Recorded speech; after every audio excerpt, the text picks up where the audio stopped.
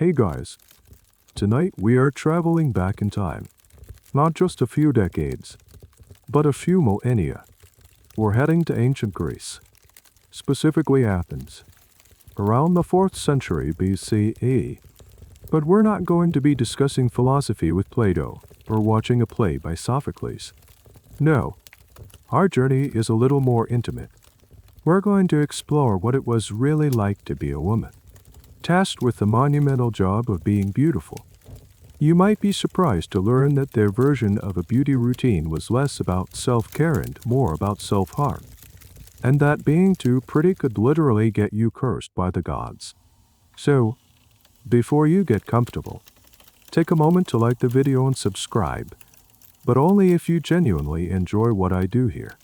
And while you're at it, let me know in the comments what city you're listening from, and what time it is for you. I love seeing how far these stories travel. Now, dim the lights, maybe turn on a fan for that soft background hum, and let's ease into tonight's journey together. The first thing you notice isn't a sight, but a feeling. The surface beneath you is firm, unyielding. This is not your memory foam mattress. You're lying on a simple wooden frame, reclined, with woolen linen stuffed into a sack as your cushion. It's not uncomfortable, exactly, but it's basic. The air that fills your lungs is cool and carries a strange mix of scents. The faint, lingering smell of an olive oil lamp from the night before, the dustiness of earthen plaster, and a subtle hint of wood smoke from a distant kitchen fire. You open your eyes. The room is small, and the light is faint, filtering in from a high, unglazed window more of a slot in the wall. Really, covered by a simple wooden shutter that a slave has just opened. The walls are a start, off-white plaster. There are no posters, no photographs, just a large wooden chest in the corner and perhaps a loom. Its vertical thread standing like a silent harp, waiting for your hands. This is your room. This is your world.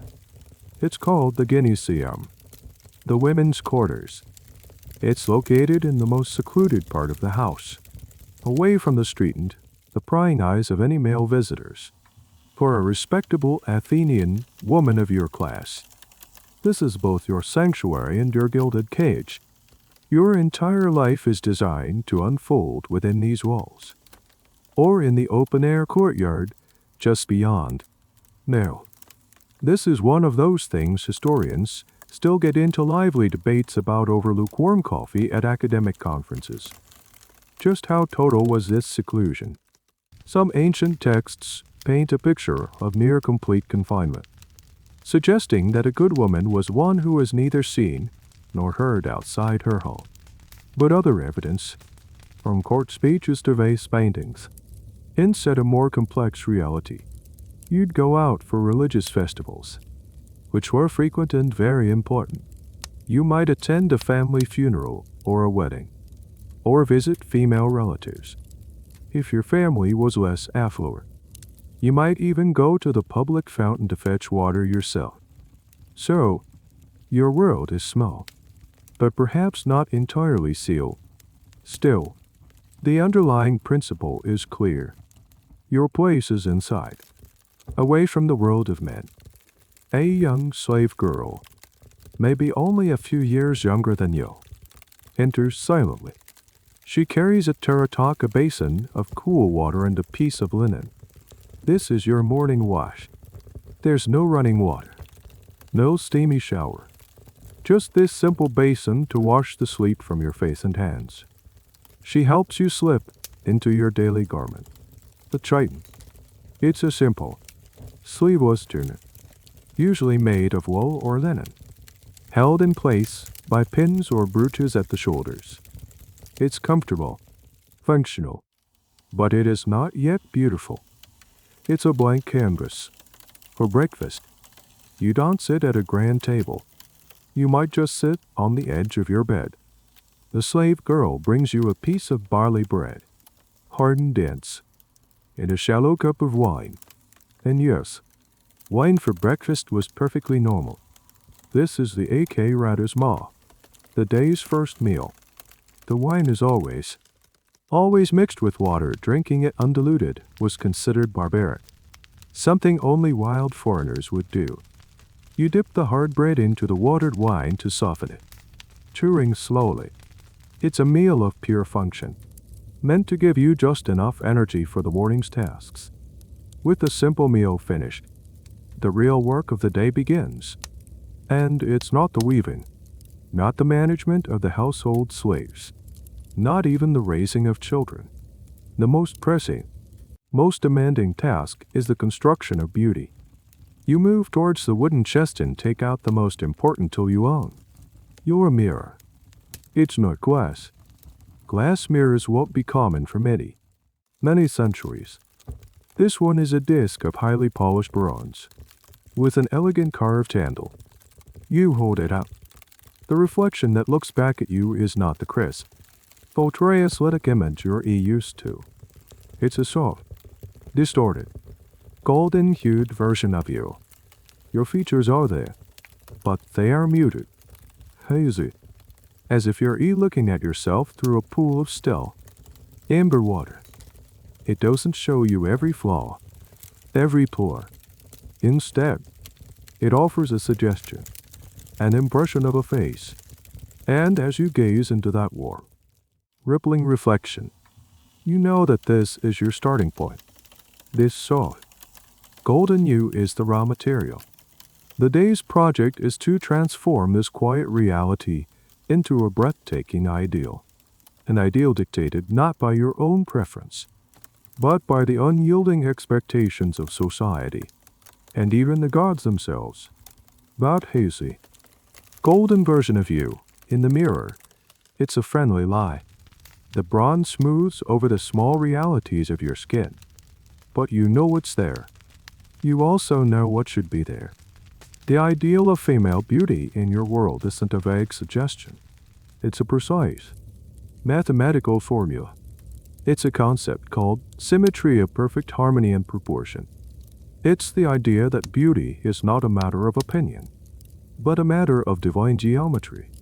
Philosophers like Pythagoras and later Plato have argued that the entire cosmos is built on numbers, and a beautiful face is simply one that reflects this cosmic order.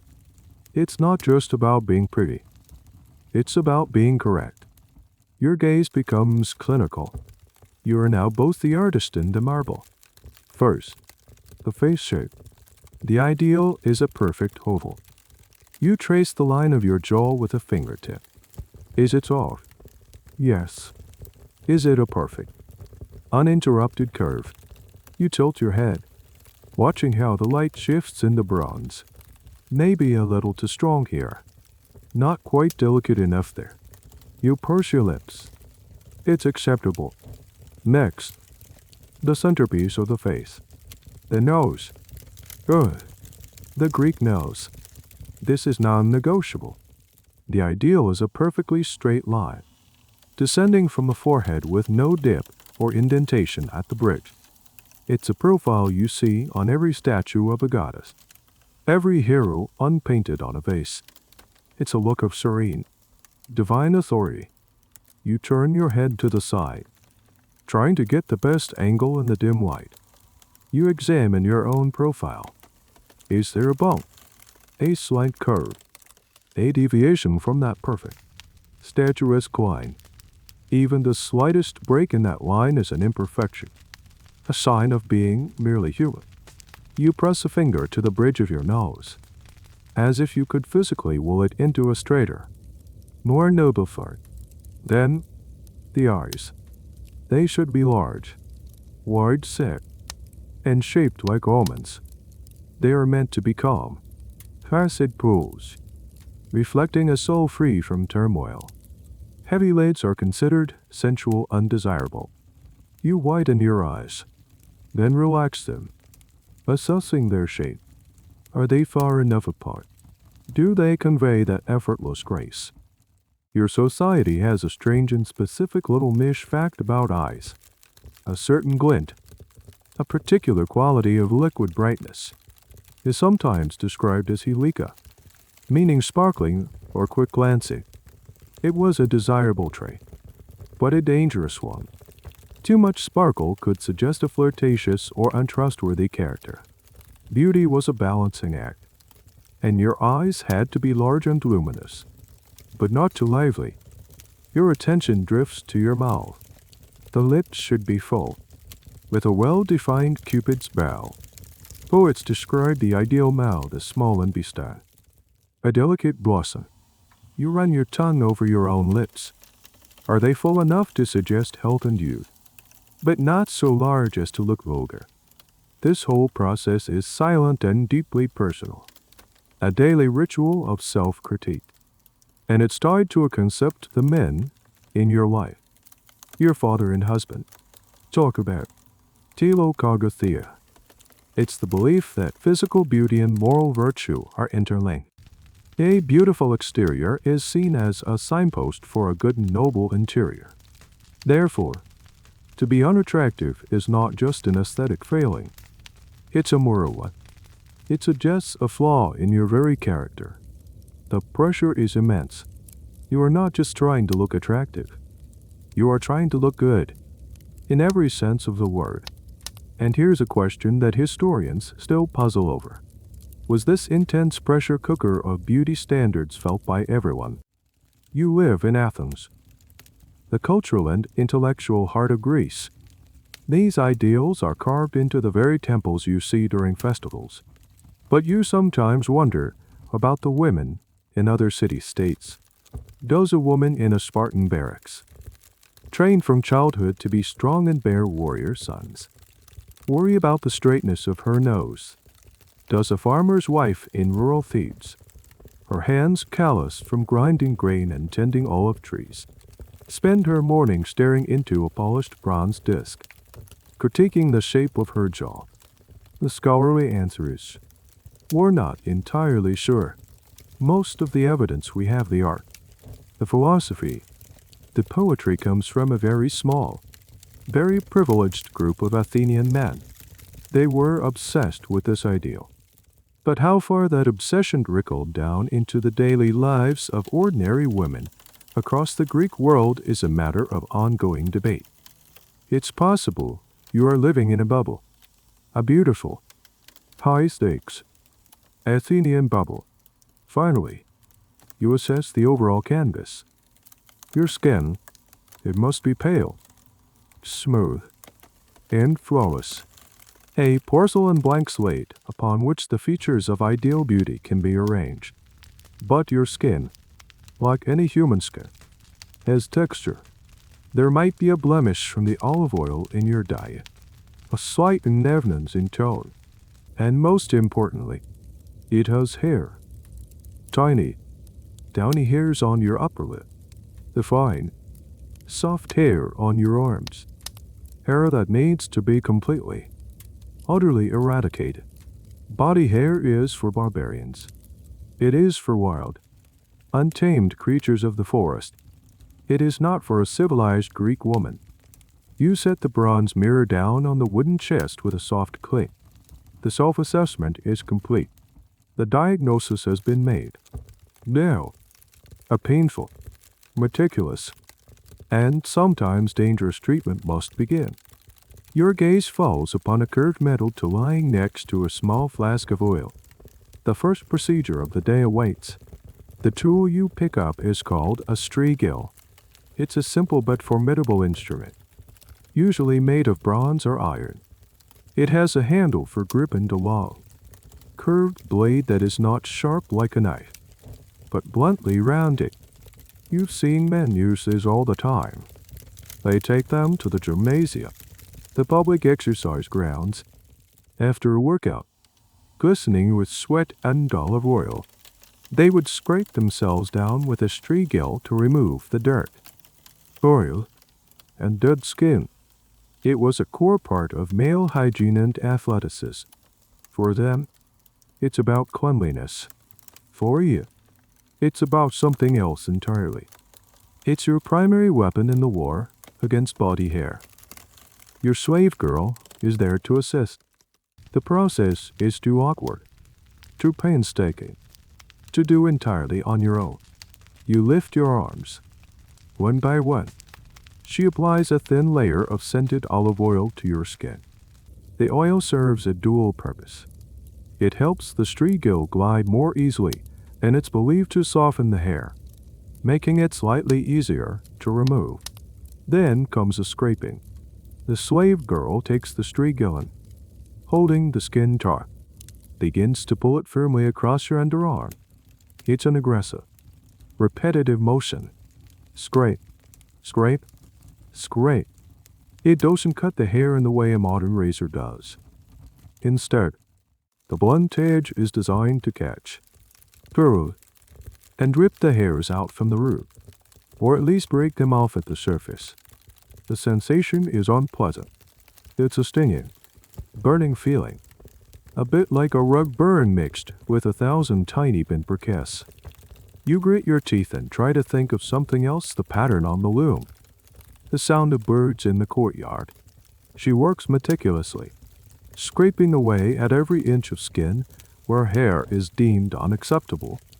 Arms, legs, and the bikini area.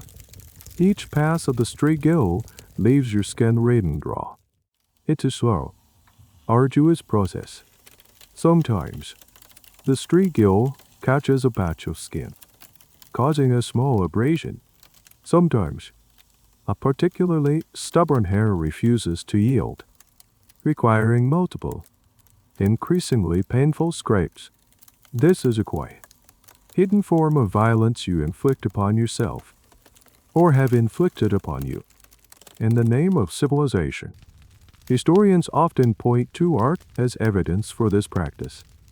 If you look at the thousands of surviving painted vases and marble statues of women, you'll find them almost universally hairless. From Aphrodite, the goddess of love, to the athletic figures of huntress nymphs, their bodies are depicted as unnaturally smooth, like polished stone. This artistic ideal clearly reflected a real-world aesthetic. The poet Aristophanes even wrote comedic plays where women's smooth, plucked skin is a subject of dialogue, confirming it was a well-known, if not universally practiced, beauty standard. But why?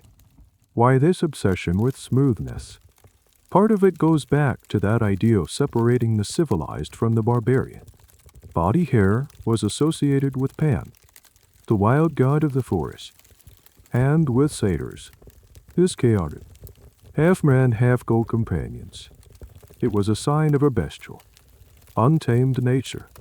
For a woman, whose entire social role was based on being controlled, chased, and domesticated within the home, having a smooth, hairless body was a physical manifestation of her civilized status. It was a sign that she was not wild, that she was, in essence, tamed. And here's a quirky little detail from the time. This was just for women, while men prided themselves on their beards as a sign of virility and wisdom. Having an overly hairy body was also seen as undesirable.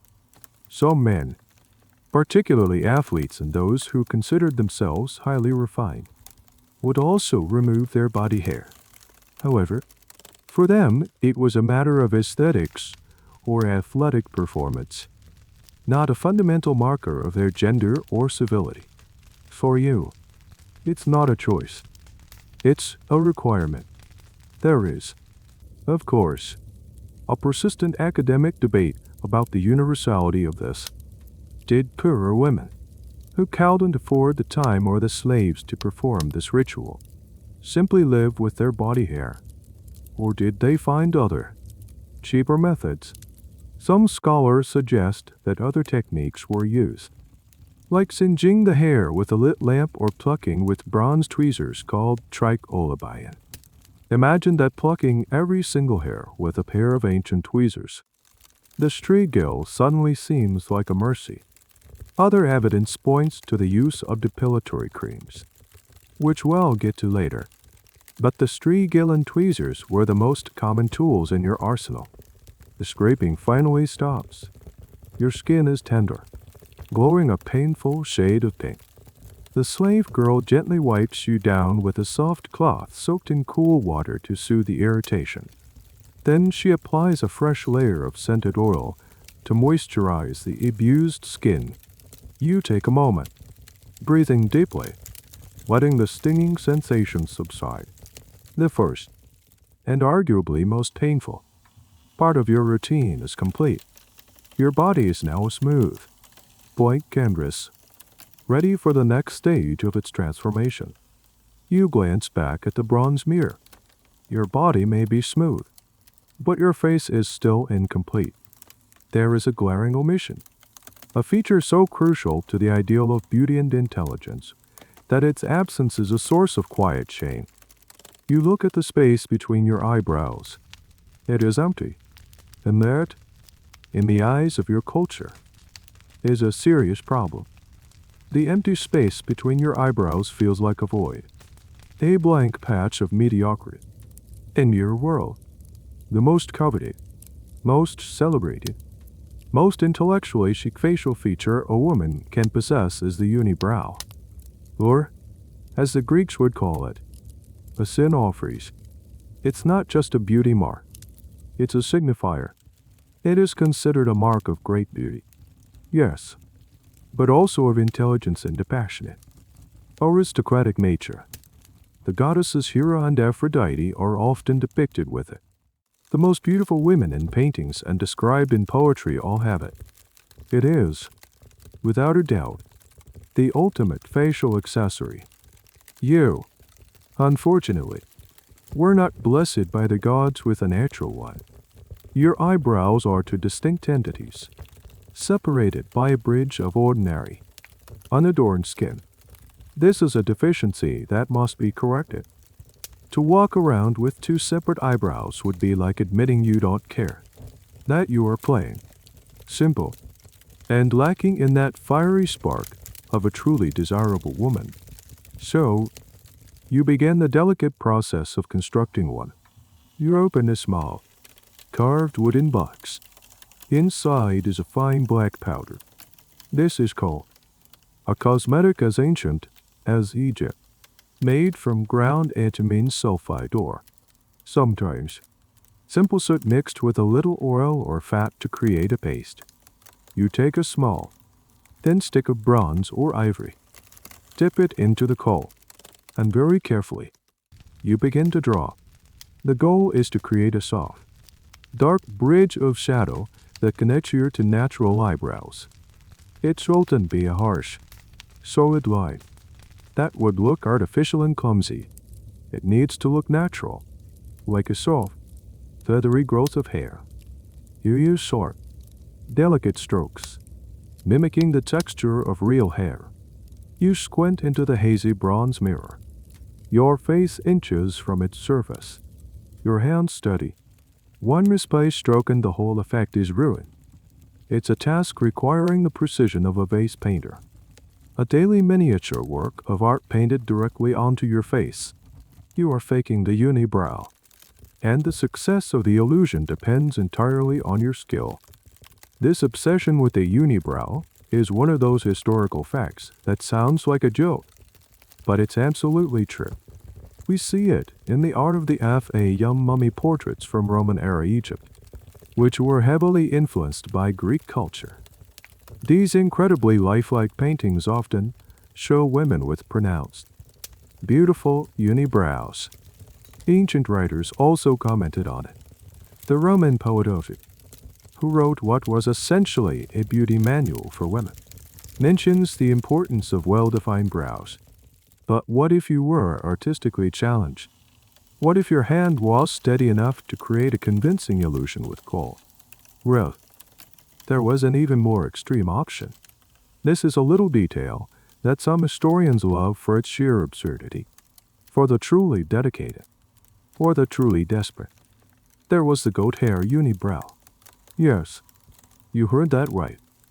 You would take a small patch of dyed goat hair black, of course, and carefully trim it to the desired shape. Then, using a sticky, adhesive like tree resin or beeswax, you would glue it onto your forehead. right between your natural eyebrows. Can you imagine the maintenance?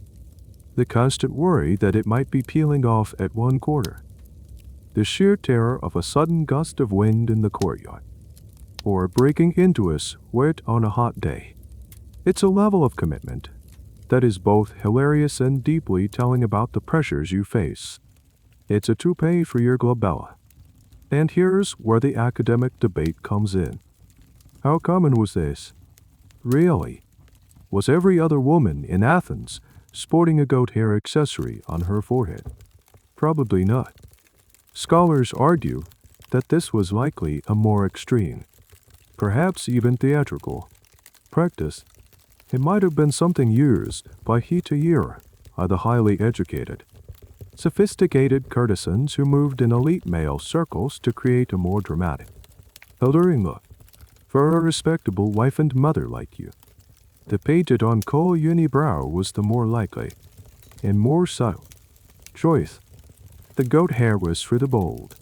Still, the fact that it existed at all speaks volumes.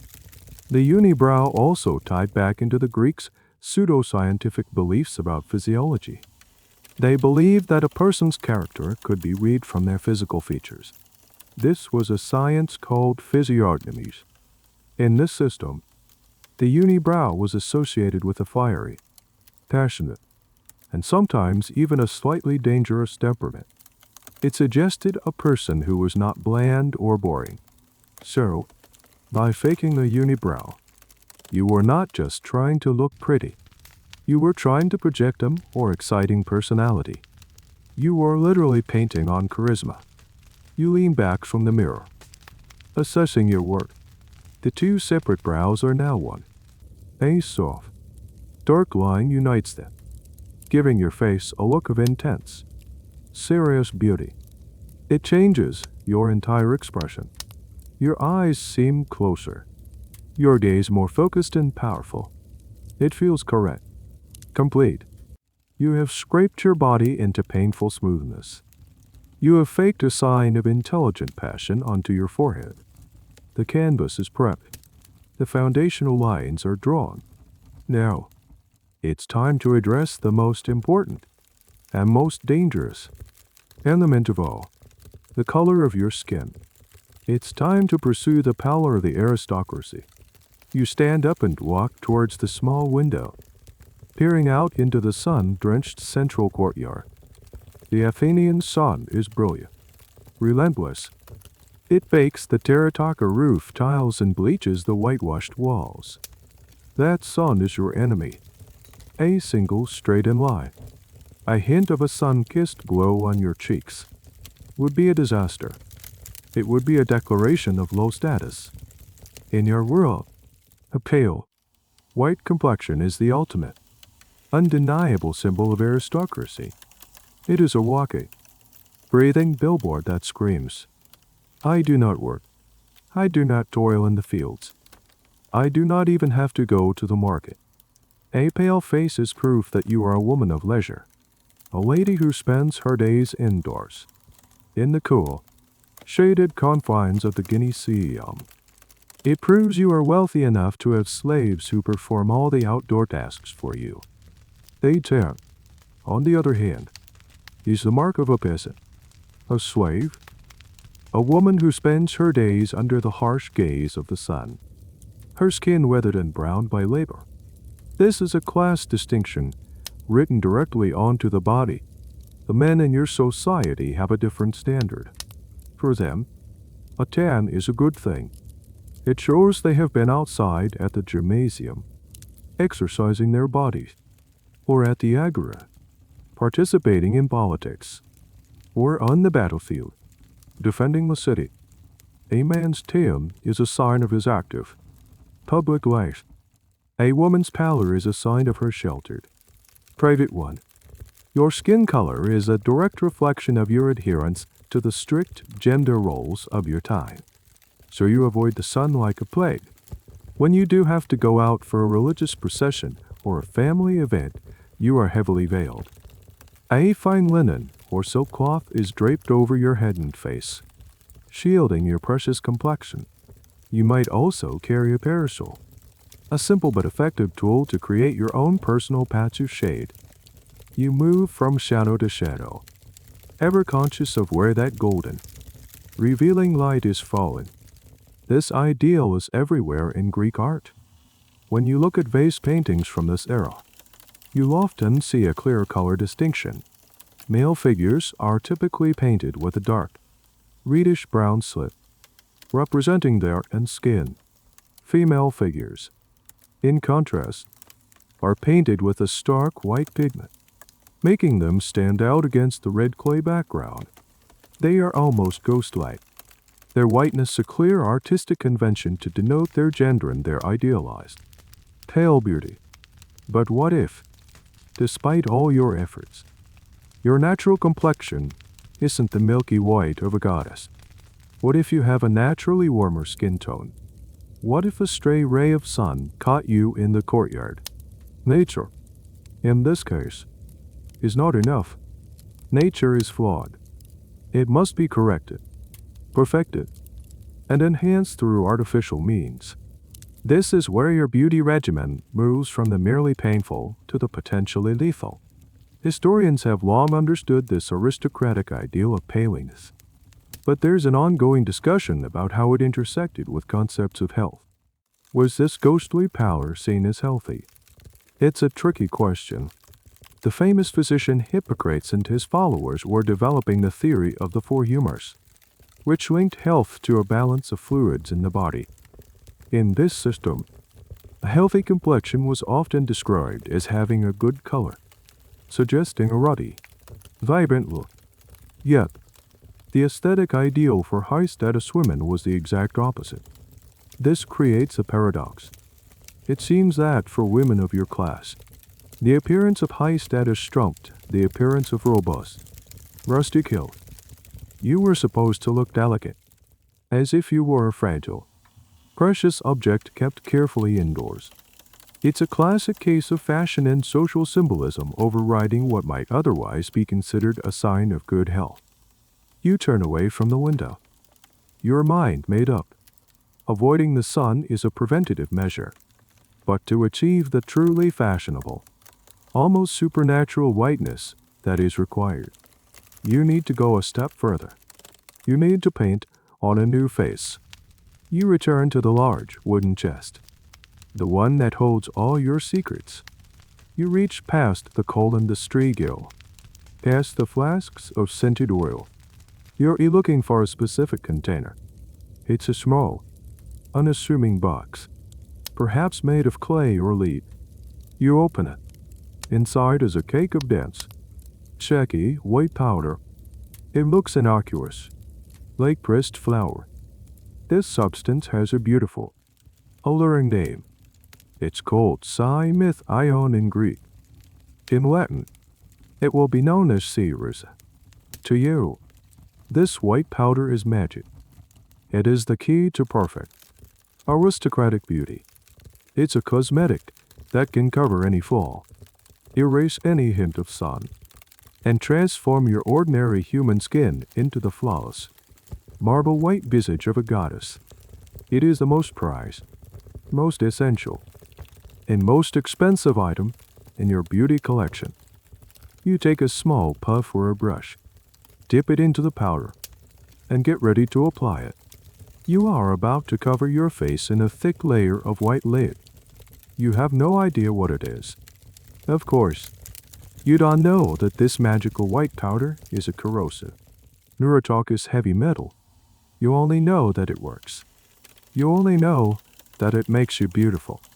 And in your world, that's all that matters. The white powder is cool to the touch.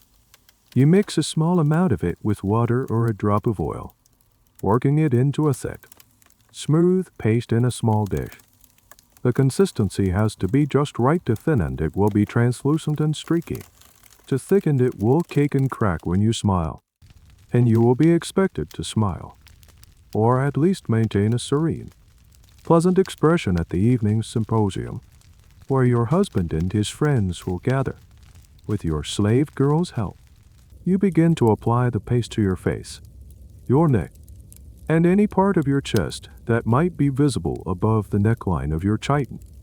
It's applied as a foundation, a thick, opaque mask of pure white.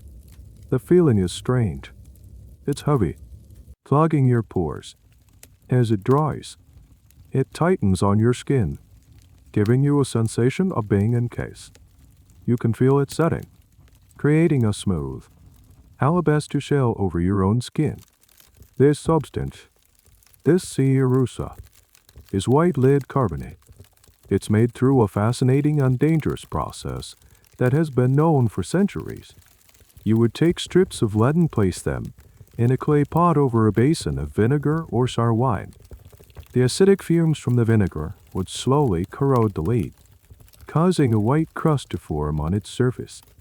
After several weeks, this white crust would be scraped off, washed, and ground into a fine powder. The result was a pigment of incredible opacity and brilliance. It was the best white pigment available in the ancient world. It was used by artists to paint statues and create frescoes, but its most popular use was in cosmetics. You have no concept of chemistry. You don't know that you are slathering a potent neurotoxin all over your face. To you, it's just white lead. The name itself is descriptive, not a wording. Lead was a common material, used for everything from water pipes to writing tablets. Why should its white powder be any different? This is a major point of discussion for historians and archaeologists. The knowledge of toxicity in the ancient world. Did they know it was dangerous? The answer is complicated. Some ancient writers, like the physician Diacourcized and the Roman naturalist Pliny the Elder, did in fact document the dangers of working with lead.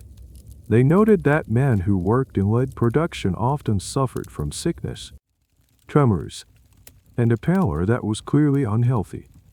Pliny even described the workers covering their faces with loose bladders to avoid inhaling the toxic dust.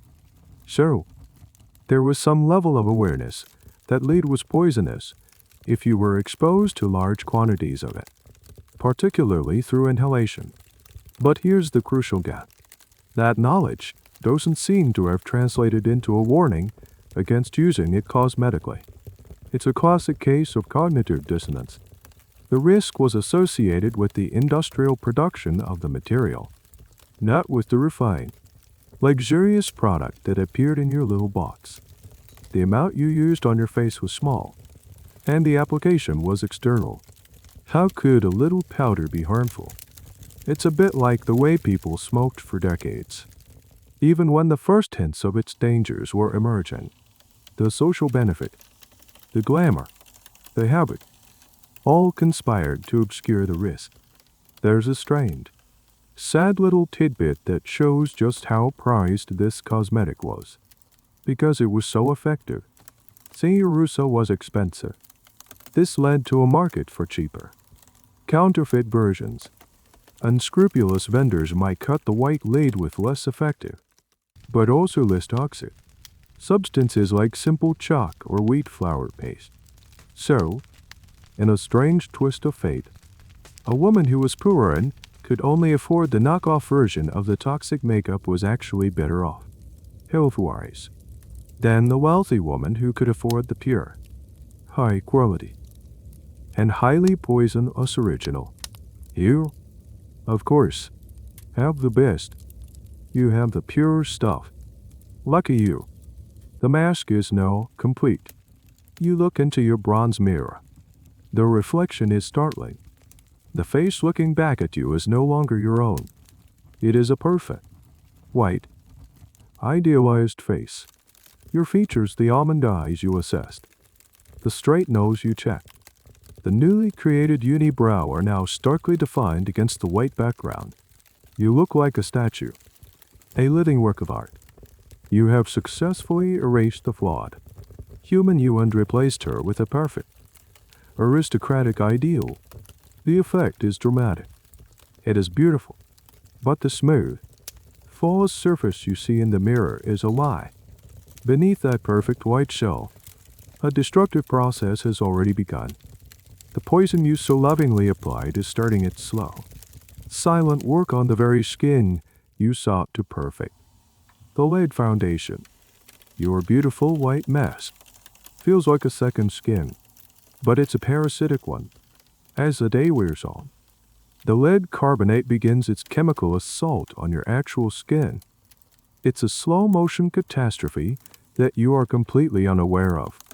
The first effect is actually a positive one, which is part of its insidious charm. Lead has astringent properties, meaning it causes the skin to contract. This can temporarily reduce the appearance of pores and make the skin feel smoother. It's a deceptive little trick that makes you think the makeup is actually improving your complexion. But over time, with repeated use, the lead begins to damage the skin's structure. It's a corrosive substance. It dries out the skin, stripping it of its natural oils and moisture.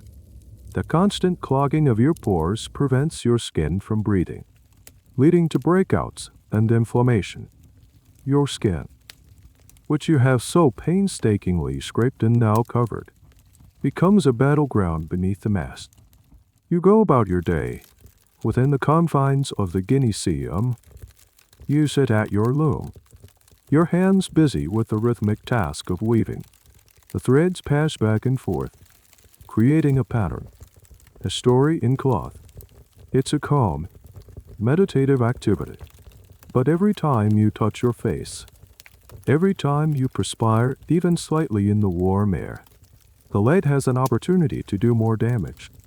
After weeks and months of this daily ritual, you would start to notice the long-term effects when you wash the mask off at night. The face you reveal in the evening is no longer the face you started with in the morning.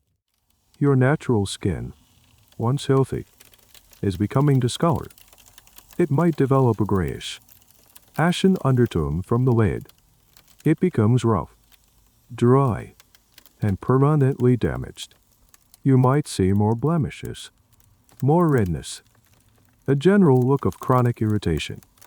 This creates a vicious, tragic cycle. Your natural skin is now so damaged that you feel you cannot possibly be seen without your lead makeup. The very product that is ruining your skin has become the only thing you can use to hide the damage it has caused. You need more and more of the white powder to cover the growing imperfections. You are, in essence, becoming addicted to your own poison. The mask is no longer a choice for special occasions. It is a daily necessity to present a socially acceptable face to the world, even just to your own family within the home. The ancient writers were aware of this particular effect. The Greek writer Xenophon, in his work O Economicus, has a character who chides his young wife for using white lead. He warns her that if she continues, she will not be able to hide the deception from him. He says that sweat and tears will reveal her true, damaged skin, creating streaks in her white mask. He frames it as a moral failing, a form of deceit. He doesn't warn her about poison, but about the aesthetic failure of the mask itself and the damage it does to her skin. This tells us that the ruinous effect on the skin was a known side effect, even if the systemic poisoning was not widely understood. Historians still debate the social nuances of this. Was it seen as a charming, feminine artifice, or was it viewed as a tacky deception? The answer seems to be, it depends on who you ask and how well it was done. A subtle, skillfully applied layer of white lead might have been seen as an acceptable enhancement of beauty.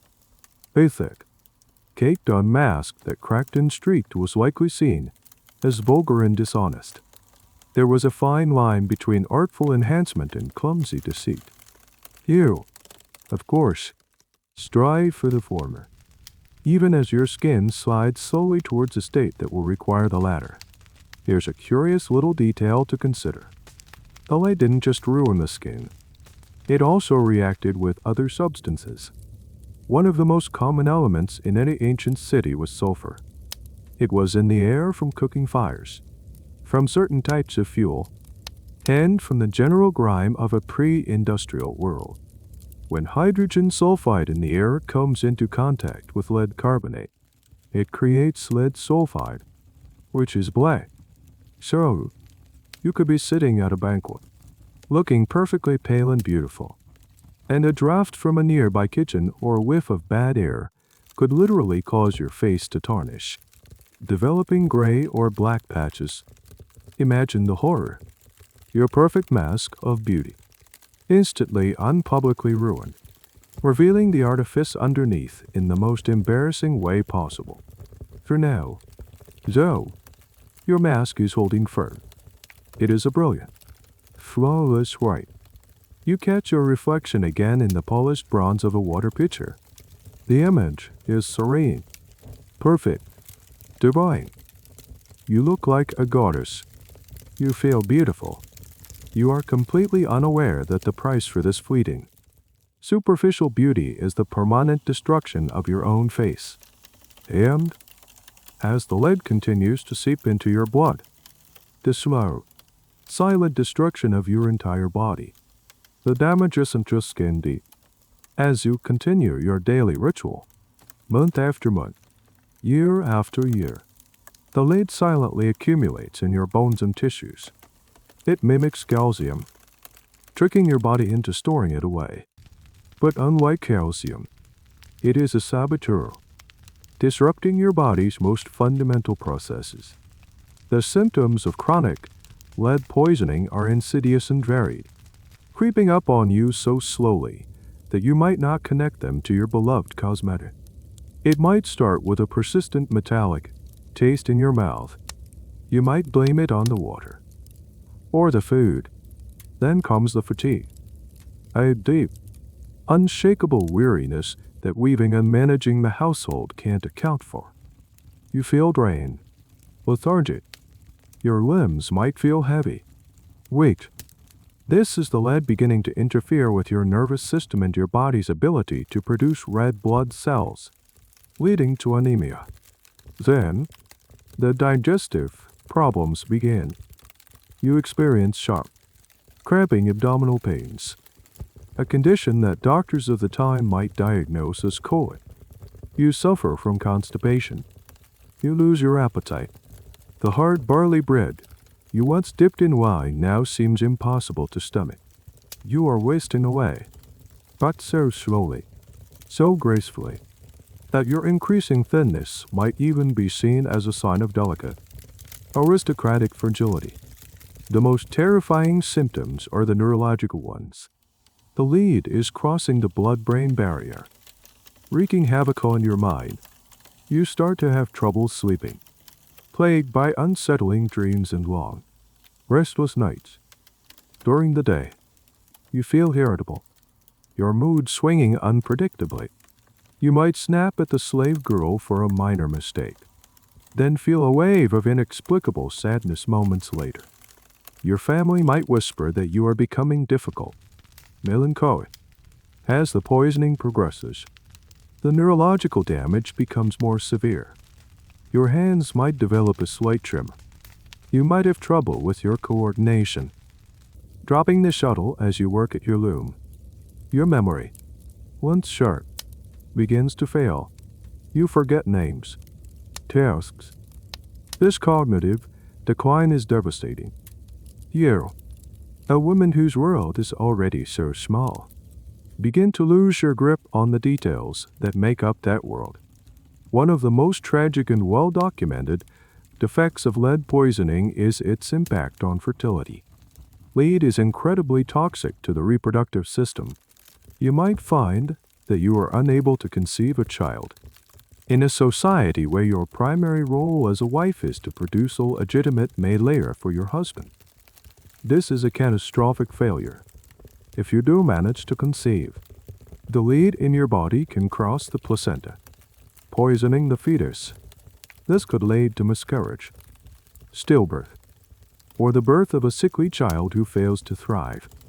You would blame the gods, or a curse, or your own body's failings. You would never suspect the beautiful white powder in the wooden box. This link between lead and infertility is something that historians have studied extensively. by analyzing skeletal remains from ancient periods. Scientists and detect lead levels. Some studies have shown high concentrations of lead in the bones of women from the Roman era, a time when these cosmetics were also hugely popular.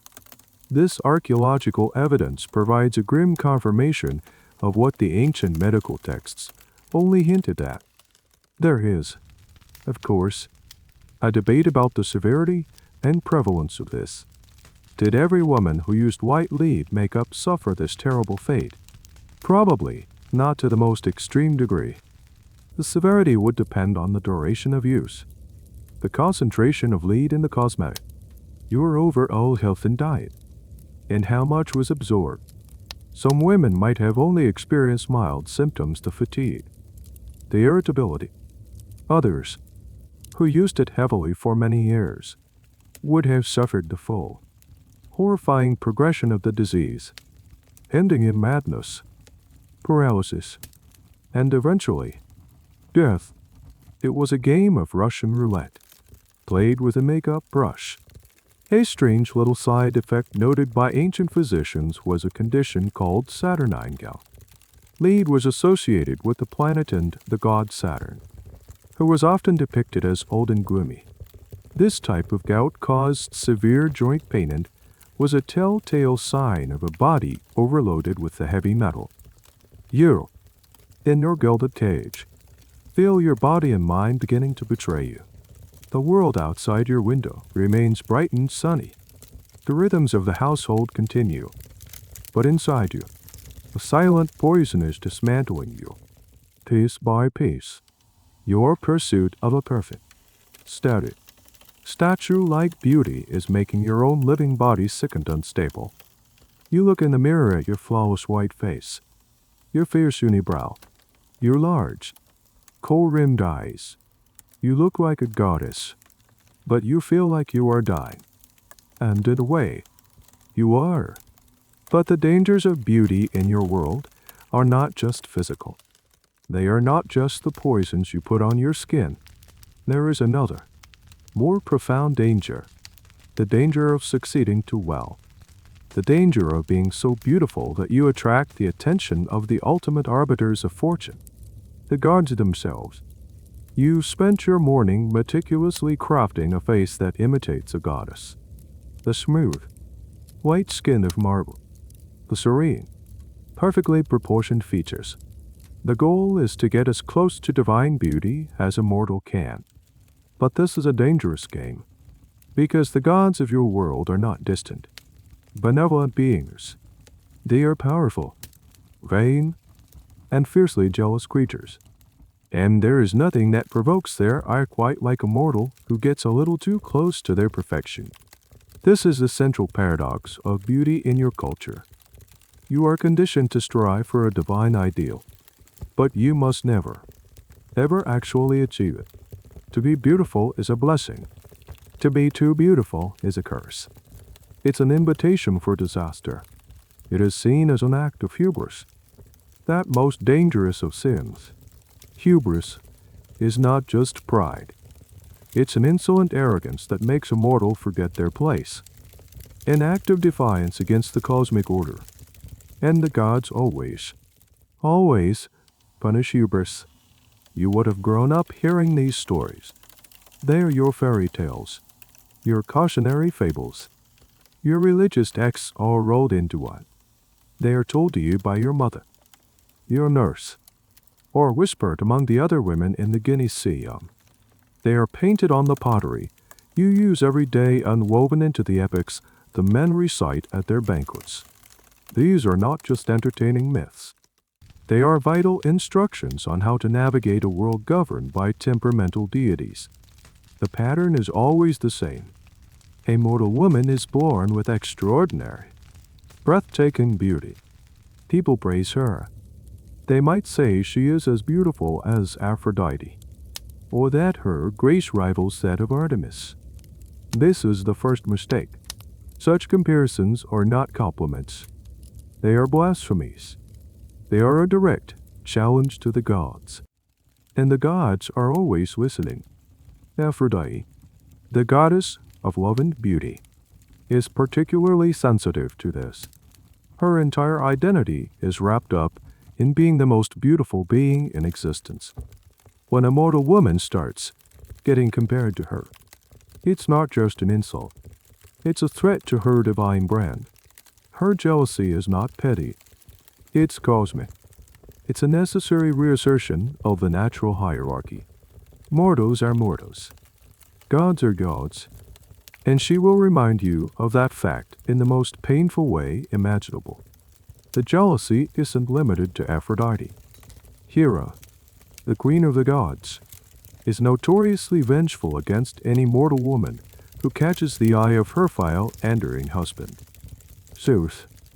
A woman's beauty could attract Zeus's unwanted advances, and the inevitable result would be Hera's wrath, which would fall not on her powerful husband, but on the helpless mortal woman. Your beauty makes you a target, a pawn in the endless, bitter squabbles of the divine royal family. Even a goddess like Athena, the virgin goddess of wisdom and warfare, is not immune to this vanity. While she is not defined by her beauty in the same way as Aphrodite, she does not take kindly to being upstaged. Her pride is immense. Any woman whose skill in weaving, or whose beauty, is praised too highly runs the risk of offending her. So you learn to walk a very fine line. You must be beautiful enough to secure a good husband and uphold your family's honor, but you must also be modest. You must deflect compliments. If someone praises your beauty, you must be quick to attribute it to the favor of the gods. You must never claim it as your own. You perform a ritual of self-deprecation, a dance of humility designed to keep you off the divine radar. Historians and classicists still discuss the deep cultural anxiety this reveals. The Greeks had a profound sense that any great gift, be it wealth, intelligence, or beauty, was precarious. They believed in a kind of cosmic equilibrium. Too much good fortune in one area was bound to be balanced by a terrible tragedy. This concept, this fear of provoking the gods, was a powerful tool for social control. It encouraged modesty and discouraged individualism. It kept people in their place. It's a worldview that seems pessimistic to us, but to you, it is simple realism. It is how the world works. One strange little nugget of this belief system is the idea of the evil eye. Many ancient cultures, including the Greeks, believed that an envious glance from another person or a god could bring bad luck, illness, or disaster.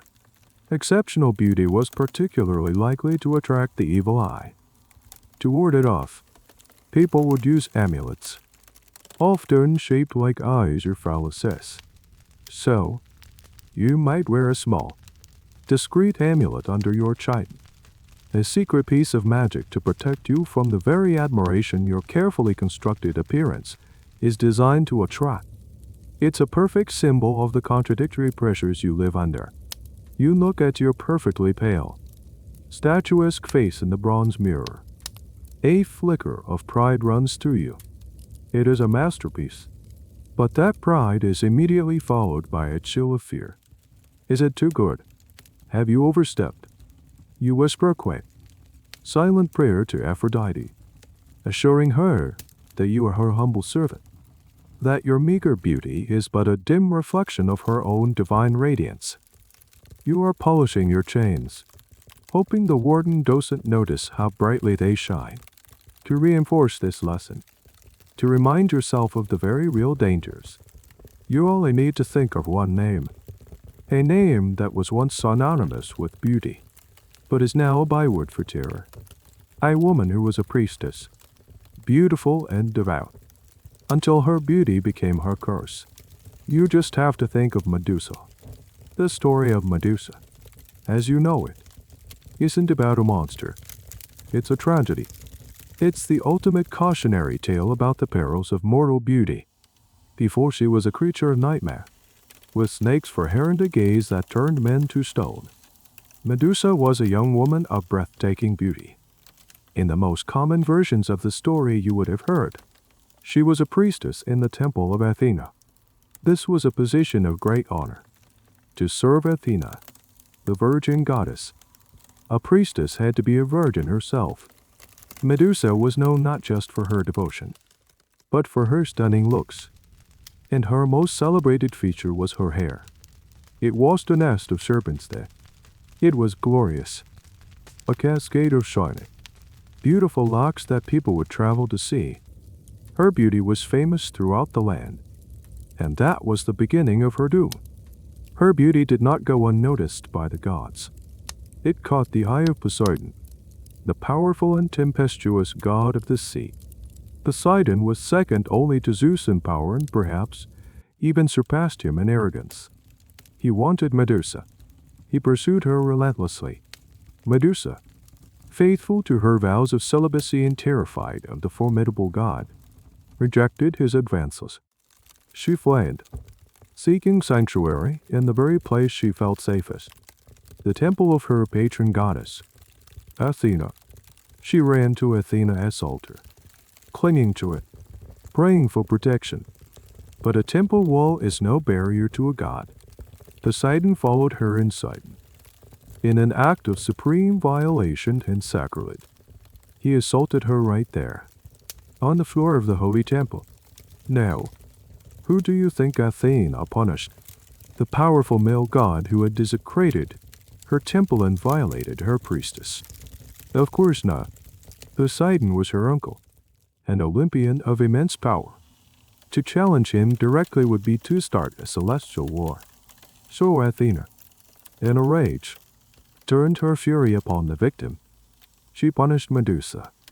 This is the part of the story that makes the blood run cold. Athena's punishment was diabolically clever, a twisted, cruel inversion of Medusa's former beauty. She transformed Medusa into a reflection of the horror that had been inflicted upon her. That famous, beautiful hair, once her crowning glory, was turned into a writhing mass of venomous snakes. Her smooth, lovely skin became a grotesque, scaly green. Her face was twisted into a monstrous visage of rage and despair. And then came the final, most terrible part of the curse. To ensure that Medusa would never know a moment of human connection again, that she would be utterly and eternally isolated, Athena gave her a gaze that petrified any living creature that looked into her eyes. One glance, and a man would be turned to stone. The beautiful woman who was once desired by all was now a monster whose very sight meant death. She was banished to a remote island, to live out her days in monstrous solitude. This story is a cornerstone of your understanding of divine justice.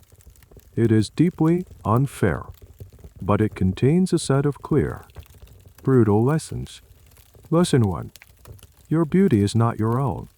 It makes you a target for the whims of powerful male figures, both mortal and divine. Lesson 2. If you are a victim, do not expect justice. Expect blame. The system is rigged to protect the powerful. Lesson 3. The gods will punish the easy target, not the powerful perpetrator. Historians have debated the origins and meaning of the Medusa myth for centuries. Some scholars, particularly those influenced by feminist theory, see it as a classic example of victim blaming, a mythological justification for a patriarchal system where female beauty is both a commodity and a liability. They argue that the story serves to warn women against being too alluring and places the onus of controlling male desires squarely on them. Other interpretations, however, look at it differently. Some ancient sources, particularly the Roman poet Ovid, who wrote a famous version of the tale in his Metamorphosms, are more sympathetic to Medusa, while the outcome remains the same. Ovid's telling clearly frames her as a tragic victim. The academic debate here centers on the question: did the ancient Greeks see this as a just punishment or a terrible tragedy? The answer is probably a bit of both. They understood it as the terrifying, unfair way the world worked. The gods were not good.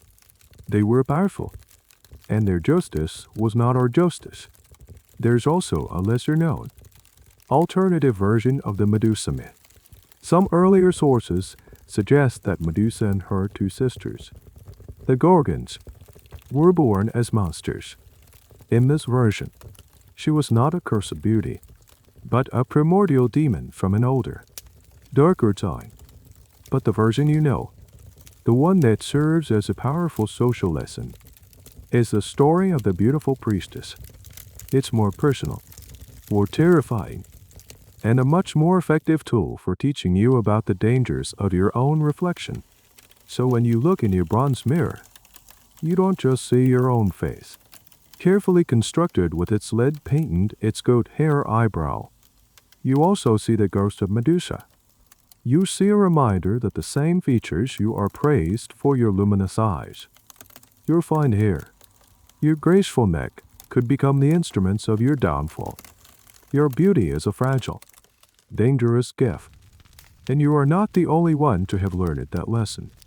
The annals of mythology are filled with women who were cursed, not in spite of their beauty, but because of it. Medusa's story is perhaps the most famous, but her file in the great, celestial cabinet of cursed beauties is far from solitary. Her tragedy is just one chapter in a thick volume of tales that serve as your constant, chilling reminders of the cosmic order. These are the stories that populate your mental landscape, the background radiation of your cultural upbringing. They teach you that divine attention is a spotlight, and spotlights are designed to reveal targets. Think of Cassandra, the princess of Troy. She was so stunningly beautiful that she captured the attention of Apollo himself, the god of prophecy, music, and light. He offered her a deal, her love in exchange for the gift of prophecy.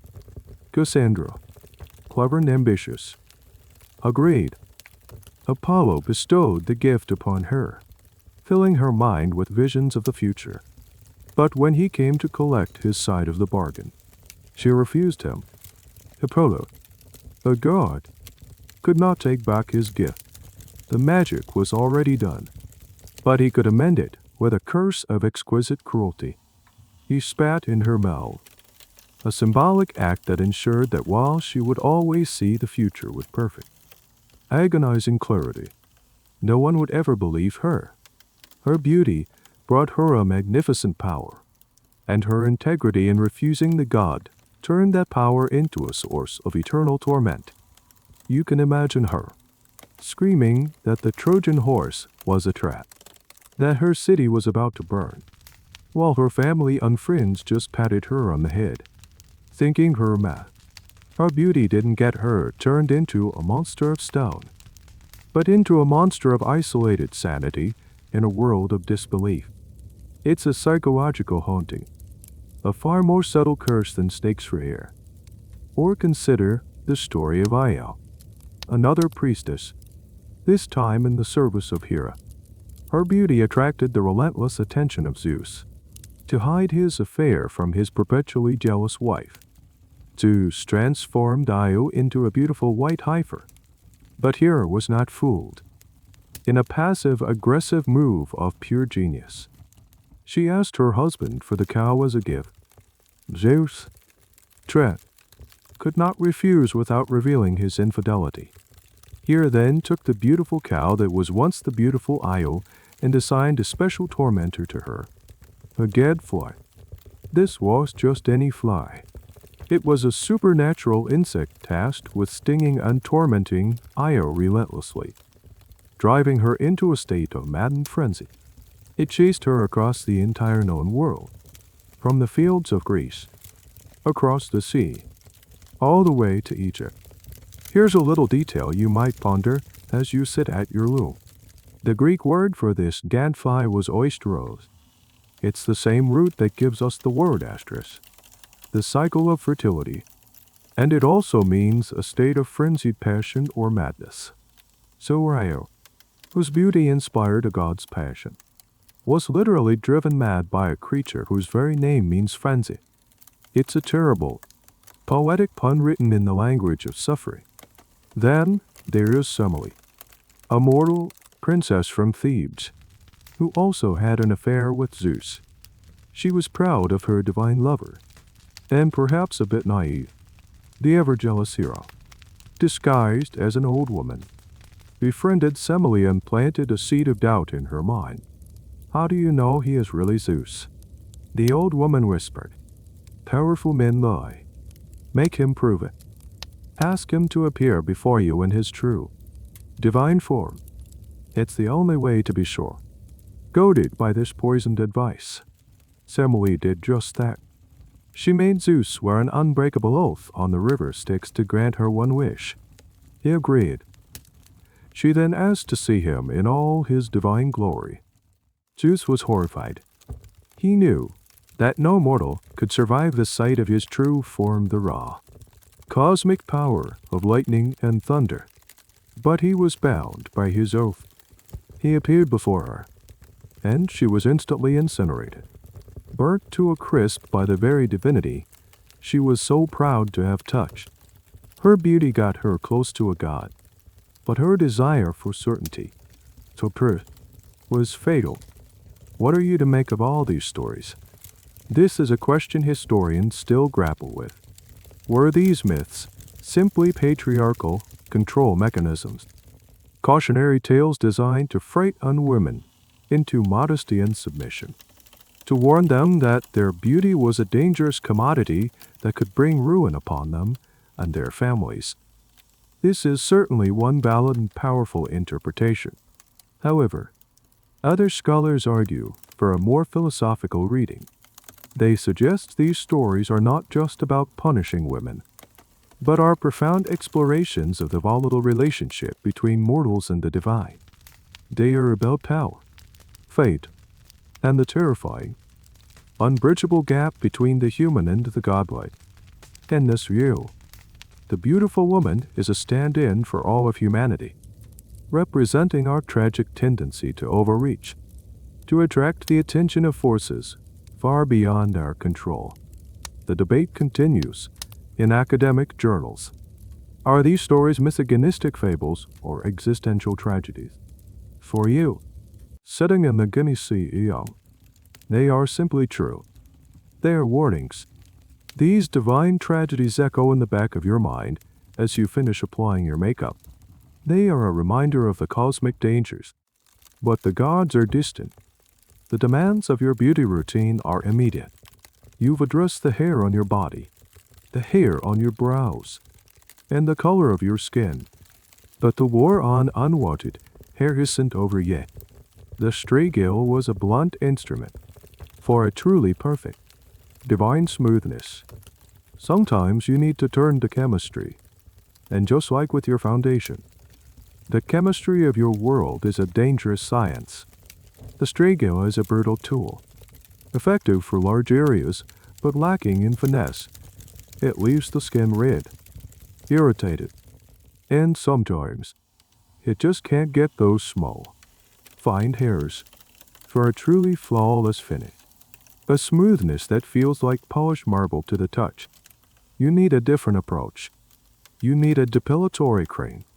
You have a small pot of it, a thick, pungent paste. The recipe is a closely guarded secret, passed down from mother to daughter, or perhaps purchased at great expense from a woman who specializes in potions and cosmetics. The slave girl helps you apply a thin layer to the areas that need perfecting, perhaps the fine hairs on your upper lip, or any stubborn spots the Strigil missed on your legs. The smell is acrid, unpleasant. It smells of strange minerals and burnt things. You are told to leave it on for a short period, and then to wash it off very carefully. When the time is up, the slave girl takes a damp cloth and gently wipes the paste away. And like magic, the hair comes with it. The skin underneath is left astonishingly smooth, hairless, and pale. The effect is far superior to scraping. It's a deeper, more profound level of smoothness. But this magic, like all the best magic, comes with a dark and hidden cost. These ancient depilatory creams sometimes called xylotachuron, were a witch's brew of caustic substances. The goal was to create a chemical concoction that was strong enough to break down the keratin structure of the hair, dissolving it at the surface of the skin. The recipes varied, but they often included ingredients that would make a modern chemistry coil in horror.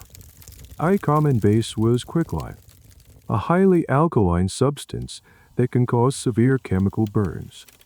This would be mixed with other ingredients to form a paste, and one of the most effective and most terrifying of these ingredients was arsenic, specifically arsenic sulfide compounds like orpiment, which is yellow, and realgar, which is reddish orange.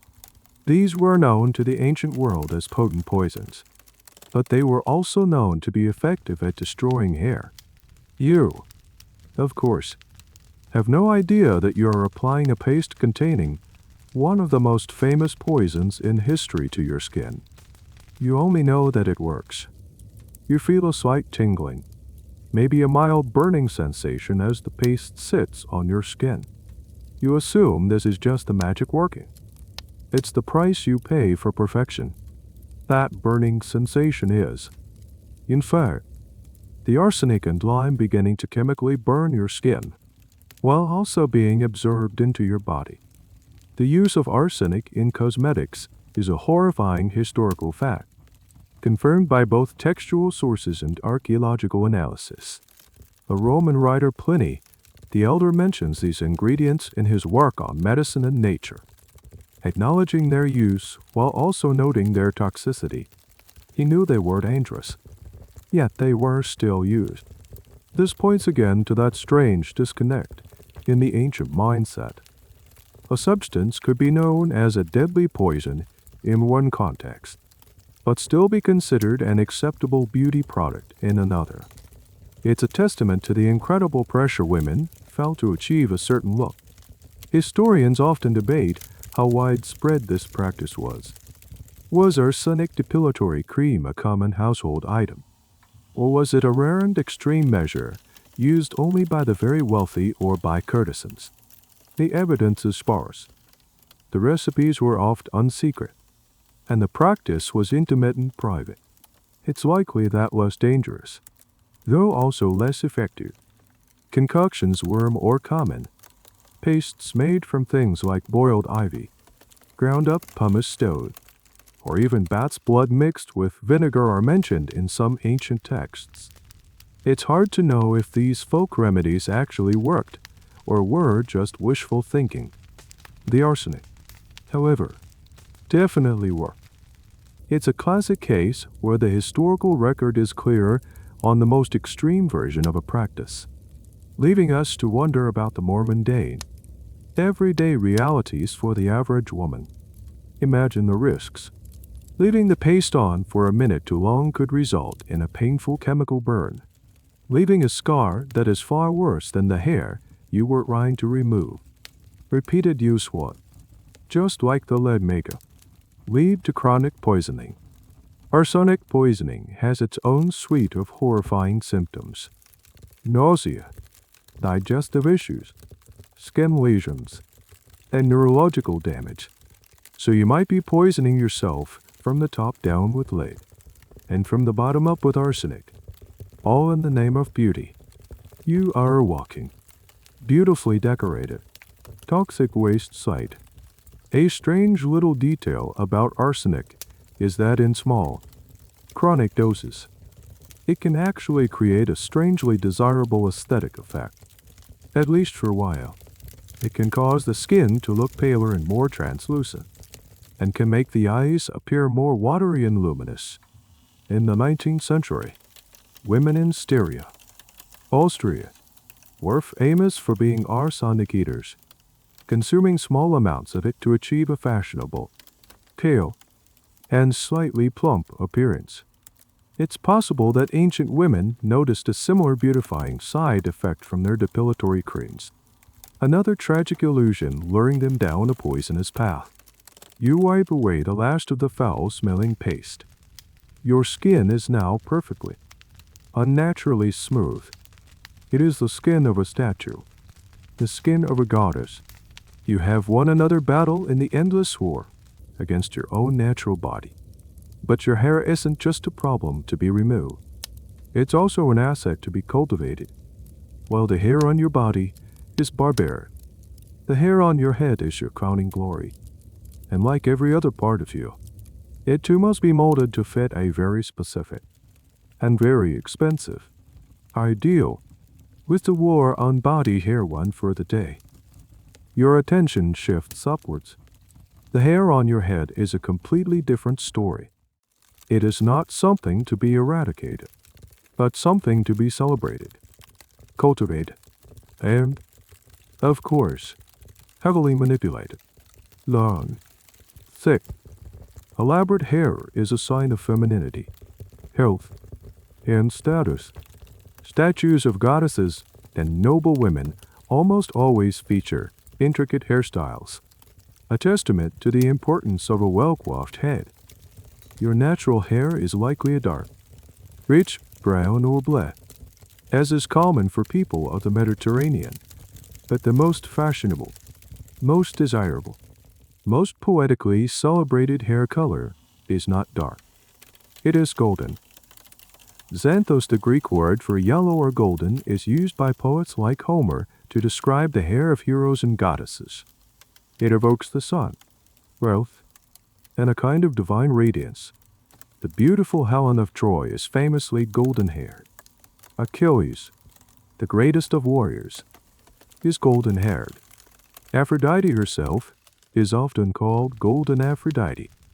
To have naturally blonde hair in ancient Greece would be incredibly rare, making it all the more exotic and coveted. It was a look associated with the divine, with the mythical, and perhaps with people from the north, who were seen as exotic. And because it was rare, it was fashionable. And because it was fashionable, you, with your dark hair, must now attempt to achieve it. This is not an easy task. You don't have modern chemical bleaches. You have to rely on natural, and often very harsh, methods. The process is slow, expensive, and not guaranteed to work. The first step is to wash your hair. You don't have shampoo. You use a mixture of water and olive oil, and perhaps a rinse with vinegar to remove excess oil and add shine. Then, you begin the lightening process. You have a special rinse, a closely guarded recipe. It's a yellow-hued liquid made from a variety of plant-based ingredients. You might use a solution of potassium carbonate mixed with water, which creates a harsh, alkaline lye that can strip some color. Or you might use infusions of lemon juice, chamomile flowers, or rhubarb root. But the most prized and most expensive ingredient for achieving a golden hue is saffron. Saffron, the dried stigmas of the crocus flower, is worth more than its weight in gold. It produces a brilliant, rich yellow dye. To use enough saffron to dye a full head of hair would be an act of extravagant, conspicuous consumption. It would be a way of wearing your family as wealth directly on your head. You would create a saffron infusion, a golden yellow water, and saturate your hair with it. The smell is luxurious, exotic, and instantly recognizable as a sign of great expense. After soaking your hair in this precious, golden liquid, you must then employ the second crucial ingredient, the sun. You go out into the enclosed courtyard, the one place you can be outdoors without being seen by strangers, and use it in the brilliant Athenian sunlight for hours. You might wear a special wide-brimmed hat with the crown cut out, called the rhea, which would shade your precious pale face while allowing your hair to be fully exposed to the sun's bleaching rays. The combination of the acidic or alkaline rinse and the powerful UV light would, over time, lighten your dark locks, hopefully turning them a shade of reddish gold or sun-streaked tauber. This whole process is a fantastic example of what economists call Babylon goods items that are desirable because they are expensive. A golden-haired woman in Athens was broadcasting a clear message. Not only do I have the leisure time to sit in the sun for hours on end, but my family can also afford to douse my head in saffron. It was the ancient Greek equivalent of carrying a designer handbag. Historians still debate how effective these methods really were. Could a woman with jet black hair really achieve a true blonde look with just lemon juice and sunlight? It's highly unlikely. The result was probably not a uniform, platinum blonde, but rather a subtle lightening, warming of the natural dark color to a more auburn or reddish gold tone. The golden hair, so often praised in poetry, may have been a romanticized, idealized description rather than a literal reality. The debate centers on a gap between the poetic ideal and the chemical possibilities of the time. And what if, after all that effort, your hair still was the glorious mane you desire? There were, of course, other options. Wigs and hair extensions were common. They were made from human hair, often sorts from conquered peoples like the Gauls or Germans in the north, who were more likely to have naturally light-colored hair. A wealthy Athenian woman could purchase a full wig of authentic blonde hair and wear it for special occasions. It was the ultimate status symbol of beautiful, golden mane that you didn't have to spend hours in the sun to achieve. A weird little detail about Greek hair styling is their love for small, delicate curls. One popular look was to arrange small, snail-shell curls all along the hairline, framing the face. Achieving this look required meticulous work with heated bronze tongs, essentially an ancient curling iron, and a lot of patience from both you and your slave. Once your hair is colored, curled, and styled into an elaborate updo with pins and ribbons, the final touch is fragrance. A beautiful woman must not only look divine, she must also smell divine. And just like everything else in your routine, achieving the perfect scent is an art form in itself, one that involves an ingredient central to every aspect of your life. Olive oil. Your body is now a silent, static work of art. It is scraped, painted. End quote. But beauty in your world is a multi-sensory experience. It is not enough to be a feast for the eyes. You must also appeal to the sense of smell. Fragrance is the final, invisible layer of your transformation.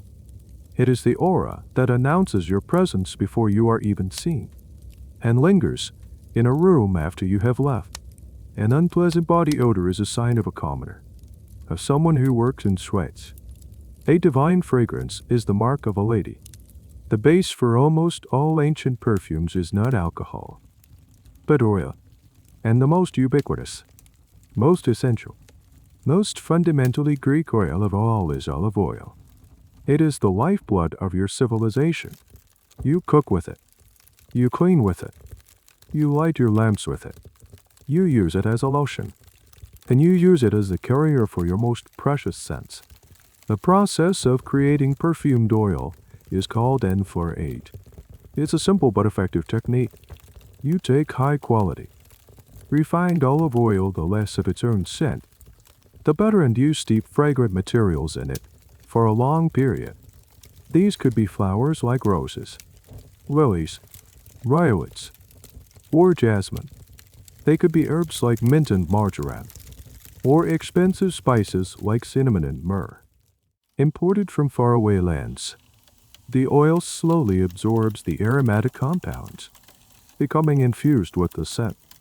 You have your own collection of these scented oils, stored in small, beautifully crafted ceramic flasks called Aribalo I or Lakewaithoi.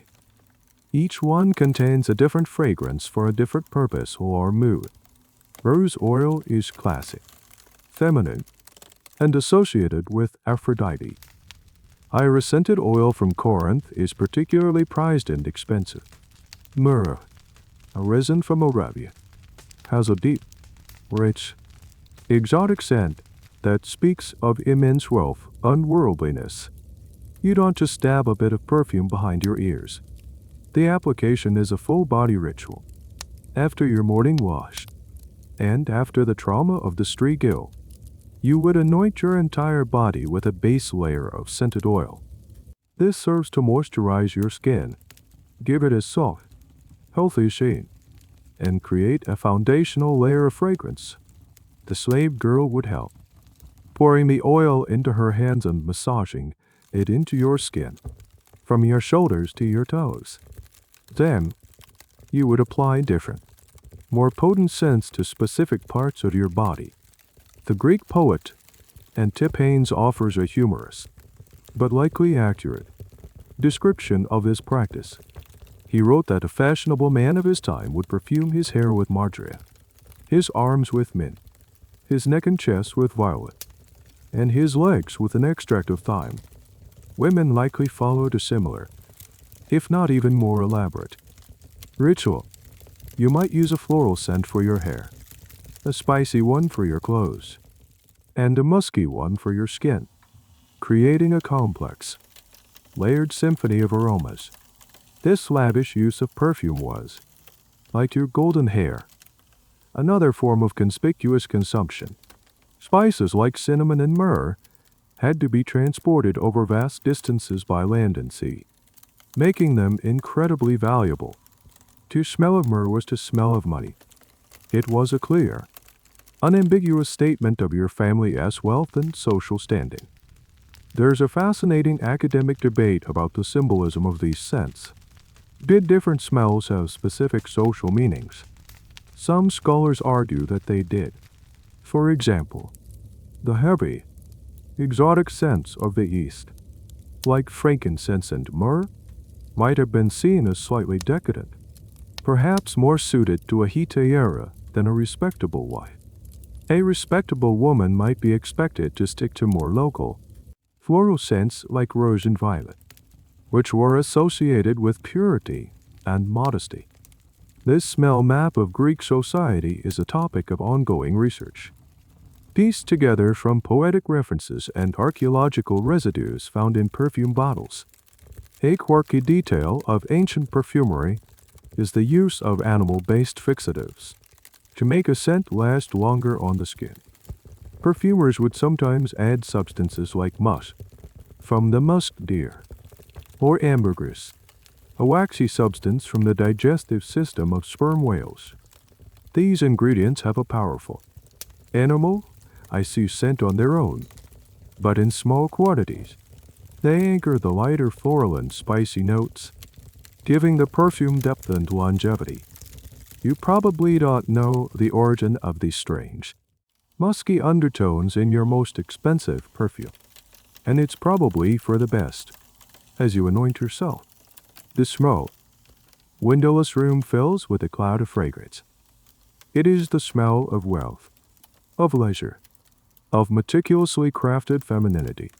You are now fully assembled.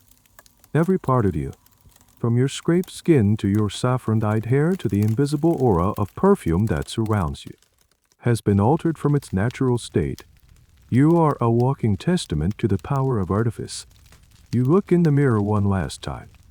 The woman staring back at you is pale, serene, and fragrant.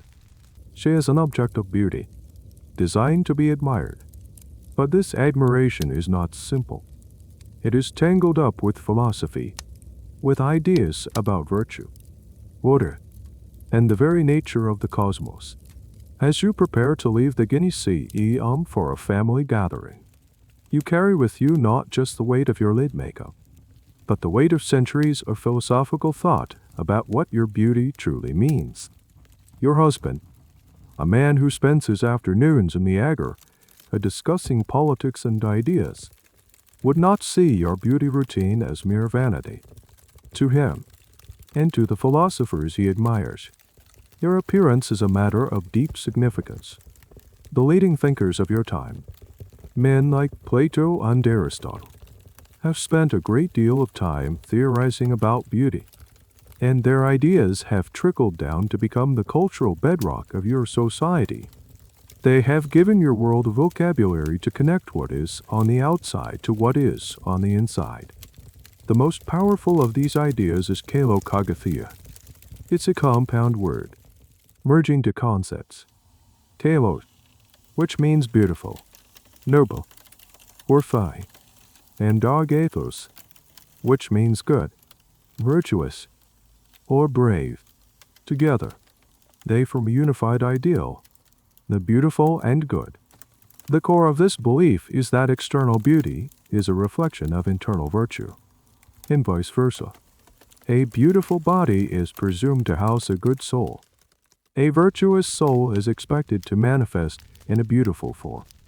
This is not just a casual assumption. It's a philosophical cornerstone. Plato, in his dialogue The Symposia, explores the idea of a ladder of love. A person begins by loving a single beautiful body. This, Plato argues, is the first and most basic step. But this love for physical beauty should ideally lead the soul upwards, to appreciate the beauty of all bodies, then the beauty of minds, the beauty of laws and institutions, and finally, the ultimate, abstract form of beauty itself, which is intertwined with the form of the good. So, in a strange way, your meticulously crafted physical beauty has a philosophical purpose. It is the first rung on the ladder. You are the starter pack for a man's journey towards philosophical enlightenment. Your role is to be the beautiful object that inspires the first step. It's a role that is both elevated and profoundly objectifying. You are a muse, a catalyst, but not necessarily a participant in the journey itself. Aristotle, Plato's student, had a more grounded, though no less demanding, view. He was obsessed with proportion and order. For him, beauty resided in symmetria, that perfect harmony of parts and intaxis, the ideal order and arrangement of those parts. He famously stated, "The chief forms of beauty are order and symmetry and definiteness, which the mathematical sciences demonstrate in a special degree." He believed that a beautiful object, or a beautiful person, was one whose features were in perfect mathematical proportion to one another. This is why your self-assessment this morning was so clinical. You weren't just checking if you looked pretty. You were subconsciously checking if you aligned with a philosophical and mathematical ideal. Does your face have the correct proportions? Is your body symmetrical? You are striving to be a living, breathing embodiment of a geometric theorem. This obsession with linking beauty and virtue has a dark side. If beauty signifies goodness, then its opposite, ugliness, must signify a flawed character. A person who is physically unattractive is suspected of being morally corrupt, unintelligent, or base. This is the science of physiognomies we touched on earlier, which Aristotle himself wrote about. He suggested that people with certain animal-like features would share that animal's temperament. A man with a nose like a lion might be brave. A woman with a vacant, cow-like expression might be lazy. Your unibrow, in this system, suggests a fiery and noble spirit. The lack of one might suggest you are insipid. Historians have long debated how literally these philosophical ideas were applied in daily life. Did the average Athenian man really look at his wife and see the first rung on Plato's ladder to the cosmos? It's a difficult question to answer. It's more likely that these high-minded philosophical concepts were simplified into a general cultural assumption. What is beautiful is good. This created an immense pressure to conform to aesthetic standards, because failing to do so was just a matter of personal taste. It was a public declaration of your flawed inner character. Here's a curious little detail that shows the intersection of these ideas.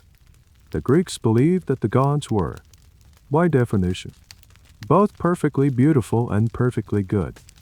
Therefore, to make yourself more beautiful was an act of piety, a way of honoring the gods by imitating their divine nature. Your beauty routine, even the painful and poisonous parts, could be framed as a religious observance. You are making yourself a more fitting vessel for a good soul, a more appropriate servant of the gods. So you are not just a woman getting ready for a party. You are a walking, philosophical treatise. Your pale skin, your unibrow, your golden hair, they are all arguments. They are arguments for your husband's status, for your family as wealth, for your own inner virtue, and for your place in a divinely ordered cosmos. Your beauty is your resume, your character reference, and your theological statement, all painted onto your skin. And tonight, at the banquet, you will need all the help you can get, because in that room full of men, you will be on display, and you will be in the company of other women who are not respectable wives like yourself, but who have turned the art of beauty into a profession and a powerful weapon. The heat to your eye, the evening banquet, the symposium, is the centerpiece of your husband's social life, but it is not a space you enter as an equal. As a respectable Athenian wife, your role is limited. You might make a brief, formal appearance at the beginning of the evening, a graceful and silent display of your husband's well-ordered household. You oversee the slaves, ensure the wine is mixed correctly, always with water, and then you are expected to retreat back to the Guinea Sea, with the other wives. The main event, the drinking, the philosophical debate, the poetry, the politics is for men only. But the room is not empty of women.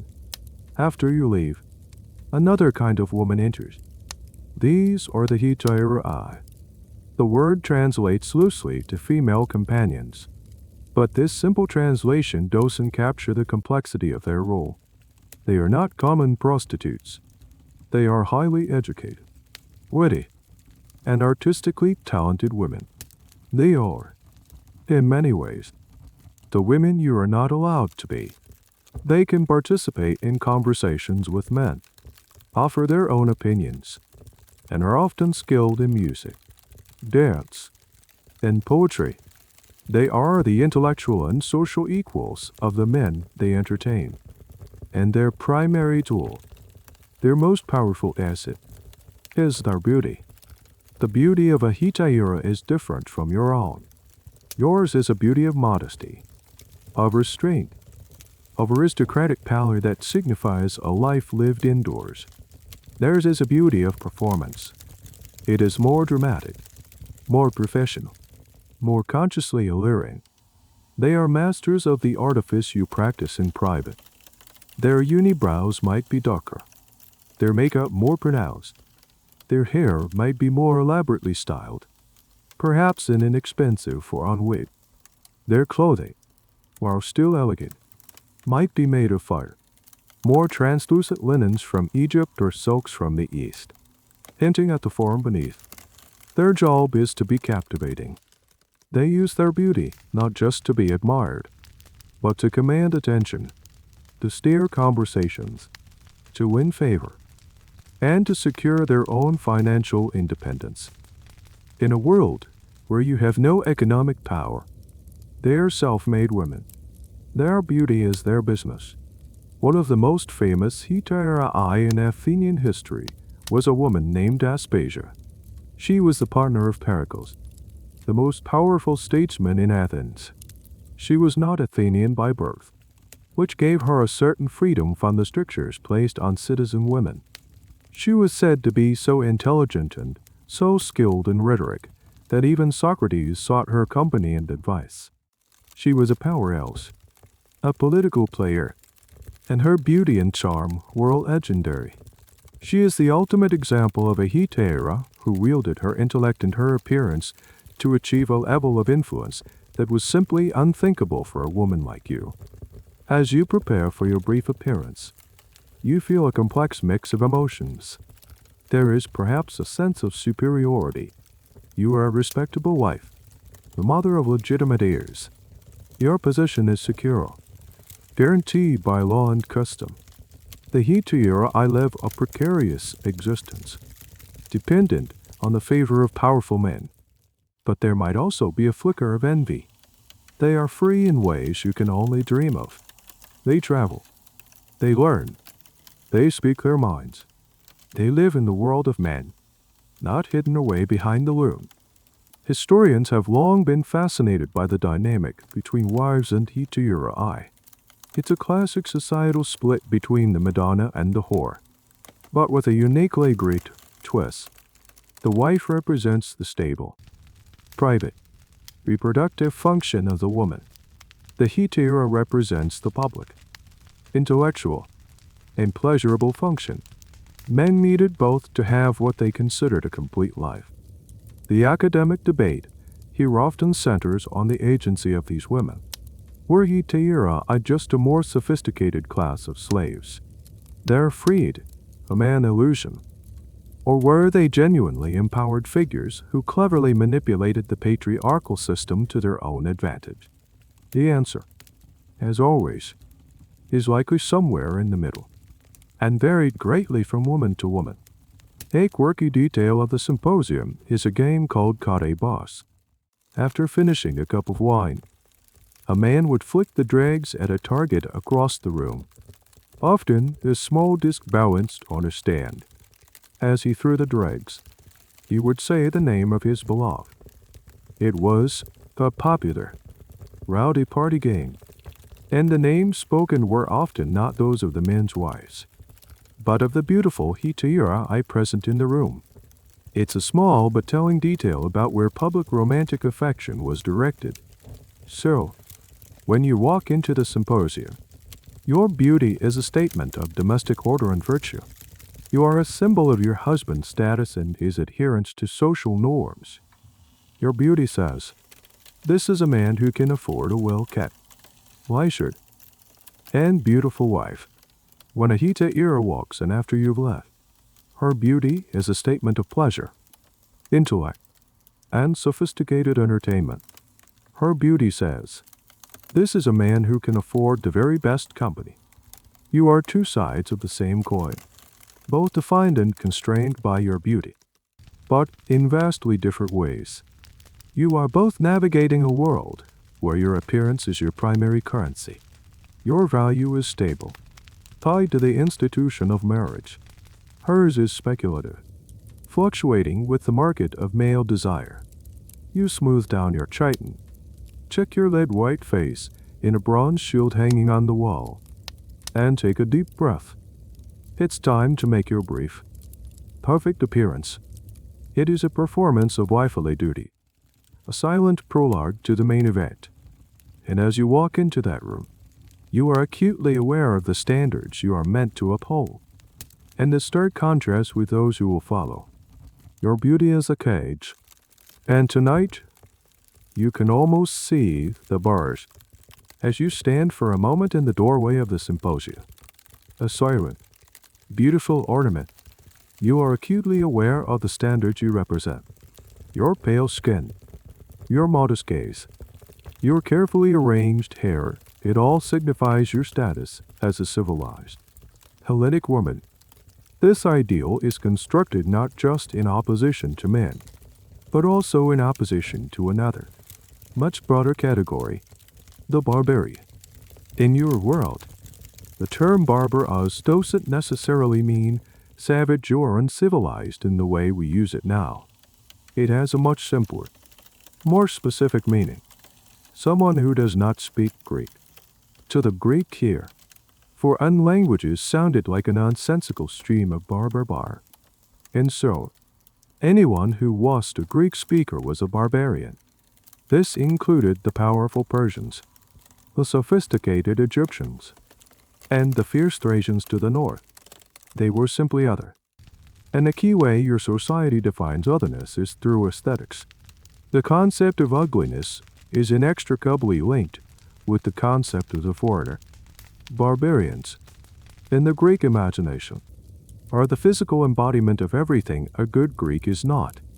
Their features are seen as disordered, disproportionate, and inherently unattractive. Think of the way Persians are depicted on Greek pottery, especially after the Persian Wars. They are often shown with exaggerated features, large, curved noses, and strangely patterned non-Greek clothing. They are portrayed as soft, effeminate, and luxurious. Their perceived moral failings reflected in their physical appearance. A Thracian woman might be depicted with tattoos, which to a Greek was a sign of utter barbarity, a shocking defacement of the natural body. An Egyptian's darker skin and different style of dress would also mark them as fundamentally outside the realm of proper beauty. Your meticulously constructed appearance is, therefore, a political statement. It is a declaration of your Greekness. Your untanned skin proves you are not a foreign peasant. Your lack of tattoos proves you are not a Thracian. Your adherence to the principles of symmetry proves you are not a disproportionate barbarian. Your beauty is a form of patriotism, a physical manifestation of your cultural superiority. This link between ugliness and foreigners served a powerful social purpose. It reinforced a sense of collective identity and justified Greek dominance over other peoples. By portraying foreigners as inherently ugly, the Greeks were also portraying them as inherently less virtuous, less rational, and less civilized, which made it easier to justify conquering them, enslaving them, or dismissing their cultures. But what did the Greeks consider ugly in one of their own? If a Greek person did not conform to the ideal, they were often described using these same barbarian terms. A man with a snub nose might be said to have the face of a satyr, a wild creature of the forest. A woman with a ruddy, sun-weathered face would be described as looking like a farmhand, placing her aesthetically outside the circle of aristocracy. Ugliness, in this context, was a failure to be sufficiently Greek. Historians have debated the nuances of this aesthetics xenophobia. Was it purely a construct of the elite, a way for educated men to feel superior? Or was it a deeply ingrained, popular prejudice? The sheer volume of art and literature that reinforces this stereotype suggests it was quite widespread, from the plays of Aristophanes, which are full of jokes about the funny accents and strange appearances of foreigners, to the sculptures on the Parthenon, which depict the mythical battle between the orderly Lepids and the chaotic, bestial centaurs, often seen as a metaphor for the Greeks versus the Persians. This visual language of us versus them is everywhere. And here's a quirky detail that complicates the picture. While the Greeks may have publicly looked down on barbarian aesthetics, they were also fascinated by them. They eagerly imported barbarian goods, the fine linens of Egypt, the rich perfumes of Arabia, the vibrant dyes of Phoenicia. Your own beauty routine is full of these foreign influences. The coal you use to paint your unibrow is an Egyptian invention. The myrrh that scents your oil comes from the barbarian lands of the East. This creates a strange contradiction. You use the tools of the foreigner to construct an appearance that is meant to be the epitome of Greekness. It's a classic love-hate relationship, a mix of disdain and desire for the exotic other. As you retreat from the symposium, leaving the men to their wine and their hetaira, you return to the quiet of the Gyneceum. You are safe within your role, your identity secure. You are the perfect Greek wife. But this ideal you embody, this good and beautiful form, is not just a matter of art and philosophy. It is also, in its own strange way, a matter of medicine. The leading physician of your age, a man named Hippocrates, has his own ideas about what makes a body beautiful, and his theories are just as influential as Plato's. His science of health is also a science of beauty. Back in the quiet solitude of your quarters, you might feel a twinge of a headache from the tight hairstyle, or a slight discomfort in your stomach from the day's anxieties. Any small ailment would be understood through the lens of the most advanced medical theory of your time, the doctrine of the four humors. This theory, most famously associated with the physician Hippocrates and his school, would dominate Western medicine for the next 2,000 years, and it has everything to do with beauty. The theory is elegantly simple.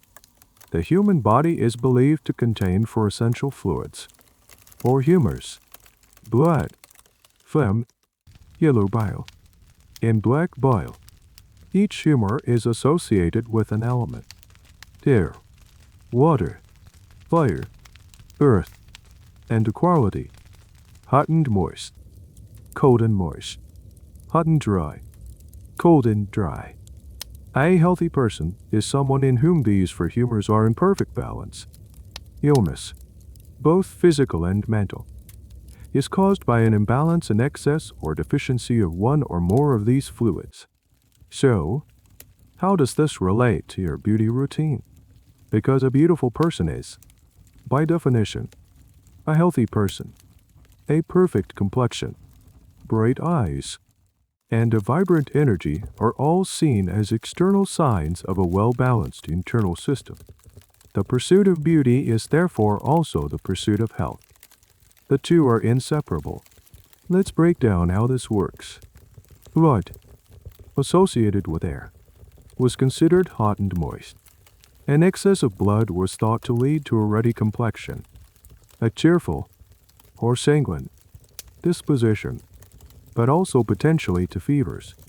Phlegm, associated with water, was cold and moist. Too much phlegm could make a person feel sluggish, tired, and pale, a phlegmatic temperament. Yellow bile, linked to fire, was hot and dry. An excess of yellow bile was thought to make a person choleric irritable, angry, and prone to skin ailments like jaundice. And finally, black bile, linked to earth, was cold and dry. This was the most dangerous humor. An excess of black bile lead to melancholy, a state of profound sadness, depression, and physical wasting. Your doctor, a follower of Hippocratic medicine, would diagnose your ailments based on these principles. If you complained of fatigue and looked pale, he might say you have an excess of phlegm. His prescription, to correct the imbalance, since phlegm is cold and moist, he would prescribe a diet of hot and dry foods, like roasted meats and strong wine, and advise you to stay warm and avoid damp places. This medical framework provides a scientific justification for your beauty standards. Your pursuit of a pale, but not deathly pale, complexion is an attempt to strike a perfect balance. You don't want to be ruddy, too much blood, or sallow, too much yellow bile, or ashen, too much black bile. The ideal is a calm, clear complexion that suggests all four humors are in perfect harmony. The academic debate surrounding humoral theory is fascinating. For a long time, it was dismissed as pure pseudoscience. But more recently, historians of science and medicine have taken a more nuanced view. They argue that while the underlying theory was incorrect, the practice of Hippocratic medicine was often quite sensible. It emphasized diet, exercise, and environment, what they called the 6 non-naturals, as the keys to health. A Hippocratic doctor would give you surprisingly modern advice. Get fresh air, eat a balanced diet, don't overindulge, and get enough rest. The framework was wrong, but the practical advice was often sound. Now for a wonderfully weird little detail. The diagnosis didn't just involve looking at you and asking about your symptoms. A key diagnostic tool was the inspection of a patient's urine. A doctor would visually examine the color, clarity, and sediment of your urine in a special flask. You might even smell it. Yes, sometimes taste it. The urine was seen as a window into the body's internal state, a direct indicator of which humor was out of balance. So, A full beauty and health consultation in ancient Greece might involve a physician peering intently at your pee. The influence of this medical theory on your life is profound. It medicalizes your beauty. Your appearance is not just a social or philosophical issue. It's a clinical one. Every blemish, every shift in your mood, every physical complaint can be mapped onto this chart of fluids. It gives you and your doctor a language and a system to understand the mysterious workings of your body. But it also adds another layer of pressure. Now you must not only look beautiful to please society and reflect your inner virtue, but you must also do so to demonstrate your physical health. Your body is a walking advertisement for your humoral balance. As you sit in the quiet of your room, you might think about the grand narratives that define you, the myths that warn you of the gods' jealousy, the philosophies that equate your face with your soul, the medical theories that link your complexion to the fluids inside you. They are all powerful, complex systems of control. They all converge on you, on your body, turning it into a site of immense cultural significance. And perhaps no single story illustrates this convergence of beauty, fate, and disaster better than the most famous story of all. The story of a woman whose face launched 1,000 ships. The story of Helen of Troy. The name Helen is a whisper that has echoed through your culture for centuries. She is not just a woman. She is an event.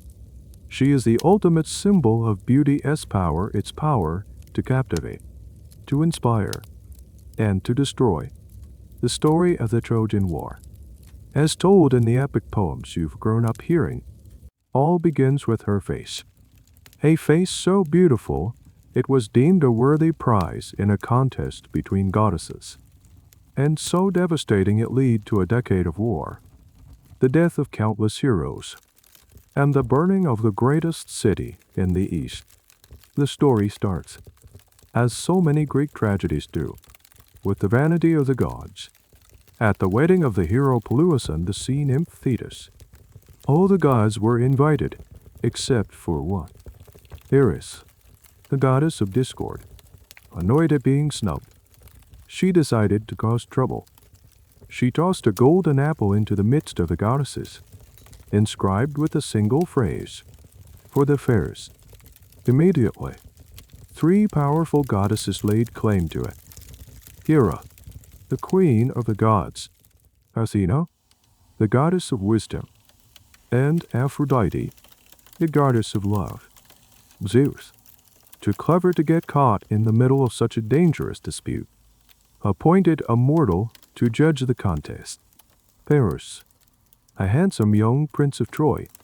The 3 goddesses appeared before him and offered him brides. Hera offered him power over all of Asia. Athena offered him wisdom and victory in battle. But Aphrodite offered him the most beautiful mortal woman in the world for his wife. That woman was Helen, who was unconventional, already married to Menelaus, the king of Sparta. Paris, a young man ruled by his passions, chose Aphrodite's gift. He awarded her the golden apple, earning the eternal enmity of Hera and Athena, and sealing his city as due. When Paris traveled to Sparta, with Aphrodite's help, abducted or persuaded Helen to leave with him for Troy, he set in motion a chain of events that could not be stopped. Menelaus, her husband, invoked a pact that all of Helen's former suitors had sworn to defend her marriage, no matter who was chosen. And so, the armies of Greece united.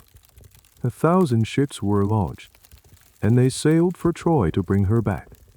But who was Helen in all of this? Was she a willing adulteress, abandoning her husband and child for a handsome lover? Was she a helpless victim, abducted against her will? Or was she something in between, a pawn in a game played by gods and men?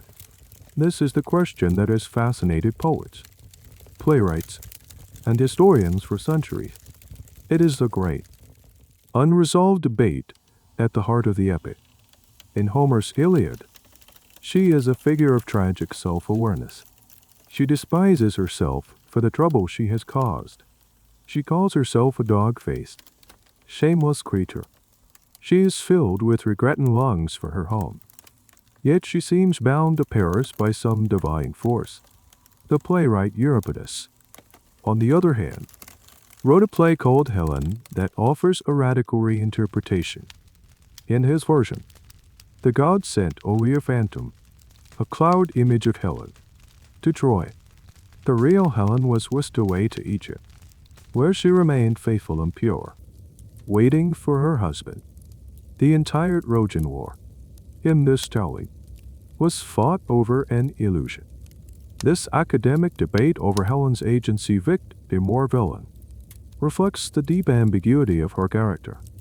She's a blank slate onto which different ages have projected their own anxieties about female beauty and power. Is a beautiful woman responsible for the desire she inspires? Is she to blame for the violent actions of the men who fight over her? A strange little detail from some versions of the myth is that Helen was the daughter of Zeus, who had visited her mother, Leda, in the form of a swan. This divine parentage is used to explain her supernatural beauty. She was just pretty. She was semi-divine, a child of a god. This elevates her status, but also removes some of her human agency. Her beauty is a force of nature, an inheritance from her powerful father, and the chaos it causes is as inevitable as a storm. For you, Helen's story is the ultimate cautionary tale. It shows that beauty on her scale is not a gift. It is a cosmic liability. It can make you a prize in a divine beauty pageant, the object of a prince's obsession, and the justification for a catastrophic war. Her beauty did not bring her happiness. It brought her infamy, isolation, and a lifetime of being blamed for the decisions of men. You look at your own carefully constructed face. You have striven for a pale, aristocratic beauty, but you have been careful not to be too beautiful. You want to be admired, not to launch 1,000 shits. You want your beauty to secure your position within the social order, not to shatter it. Helen represents the terrifying tipping point where beauty becomes so extreme that it escapes all social controls and becomes a force of pure chaos. Your beauty routine, your adherence to the strict standards of your culture, is a way of managing this power. It's an attempt to have just the right amount of beauty, enough to be desirable, but not enough to be dangerous, enough to be a respected wife, but not enough to be a Helen. But as you sit there, perfecting the female form, you might be dimly aware of another set of equally rigid standards that exist just outside your door. The world of men, the gymnasium, has its own cult of the body, its own tyrannies of form, and in many ways, their pursuit of beauty is even more public, more competitive, and just as demanding as your own. While you are cloistered in the Gymnasium, a world away, your husband and sons are participating in a very different and very public beauty culture. Theirs is the world of the gymnasium. The word itself comes from gymnos, meaning naked, and that is exactly how they exercise. The gymnasium is a public space where citizen men and older boys gather to train their bodies, socialize, and engage in athletic competition, all in a state of complete nudity. This isn't seen as shameful or immodest. On the contrary, it is a source of civic pride. The naked male body, sculpted by exercise, is considered the ultimate expression of Greek identity. It represents health, strength, discipline, and the ideal of the citizen soldier, ready to defend his city at a moment's notice. Where your beauty is private, hidden, instead, theirs is public, active, and kinetic. The aesthetic ideal for the male body is just as specific and demanding as the one for the female body. It is an ideal of lean, muscular perfection. It's not about being a heavily muscled strong man. That would be seen as vulgar. The body of a manual laborer. The goal is a harmonious, athletic physique, where every muscle is clearly defined, but not overly bulky. It's the body you see in the statues of athletes and gods like Apollo and Hermes, a body that is both powerful and graceful. To achieve this look, men spend hours every day at the gymnasium. They run, they jump, they wrestle, they practice the discus and the javelin. Every activity is designed to sculpt the body into this perfect form. After their workout, they perform their own version of a beauty ritual. They coat their bodies in olive oil, and then, just as you saw earlier, they use a street gill to scrape off the mixture of oil, sweat, and dirt. This process, known as the epoxy omenos, was a fundamental part of male grooming. While you are using cosmetics to create an illusion of perfection, they are using physical exertion to forge the real thing. Their beauty is earned through sweat and discipline. This creates a fundamental distinction in how male and female beauty are perceived. Male beauty is seen as natural, the result of virtuous effort. Female beauty, with its reliance on powders and paints, is seen as artificial, a matter of deception. The pressure on men to conform to this ideal is immense. A man with a soft, unfit body would be an object of ridicule. It would suggest he is lazy, undisciplined, and perhaps even shirking his civic duty. In some cities, like Sparta, the physical fitness of men was a matter of state security. A young man's body was not his own. It was a resource for the state, and it had to be maintained in peak condition. Historians have long debated the social and sexual dynamics of the gymnasium. It was a space of intense male bonding, but also of intense competition and comparison. Men work constantly on display, their bodies judged by their peers. It was also a space where relationships between older men and adolescent boys, a practice known as paiderastia, were fostered. In this system, an older, respected citizen would take a teenage boy as his protege, mentoring him in politics, philosophy, and warfare. This relationship often had a romantic and physical component, and the boy's physical beauty was a key part of his appeal. So, for a young man, having a beautiful, athletic body could be a path to social advancement. Here's a quirky detail that highlights the specificity of their aesthetic. One of the most important features of an ideal male body was a set of well-defined abdominal muscles, particularly the line of muscle that runs along the hips. You can see this emphasized in countless statues. It was a clear sign of a dedicated athlete. Another, more unusual feature they admired was a small, non-erect penis. Large or erect genitals were considered vulgar, a sign of a lack of self-control, and were associated with satyrs and other wild, comical figures. The ideal man was a master of his passions, and his anatomy was expected to reflect this. So while you are laboring to create a face that looks like a goddess, your husband is laboring to create a body that looks like a god. Both of you are subject to a tyranny of the ideal. Both of you are striving to mold your physical forms to match a preconceived notion of perfection. But the standards are different. His beauty is about strength, action, and public display. Yours is about delicacy, stillness, and private seclusion. His body is a weapon and a tool of the state. Your body is an ornament and a vessel for producing heirs. Both are constrained. Both are judged. You are separated by the walls of the Gymnasium, but you are united in this shared, lifelong project of the body. You are both living in a culture that is utterly obsessed with physical perfection. But as you sit there, having completed your daily transformation, A rebellious thought might flicker through your mind. What if you just didn't? What would happen if you decided to opt out? The thought is both terrifying and exhilarating. What if, tomorrow morning, you simply refuse? What if you tell the slave girl to put the street gill away? What if you leave the pot of coal untouched, allowing your eyebrows to remain two separate, distinct entities? What if you wash your face and then just stop? No lead foundation, no saffron rinse. Just you, your own skin, your own hair, your own face, exposed to the world. What would happen? The consequences would not be immediate or violent.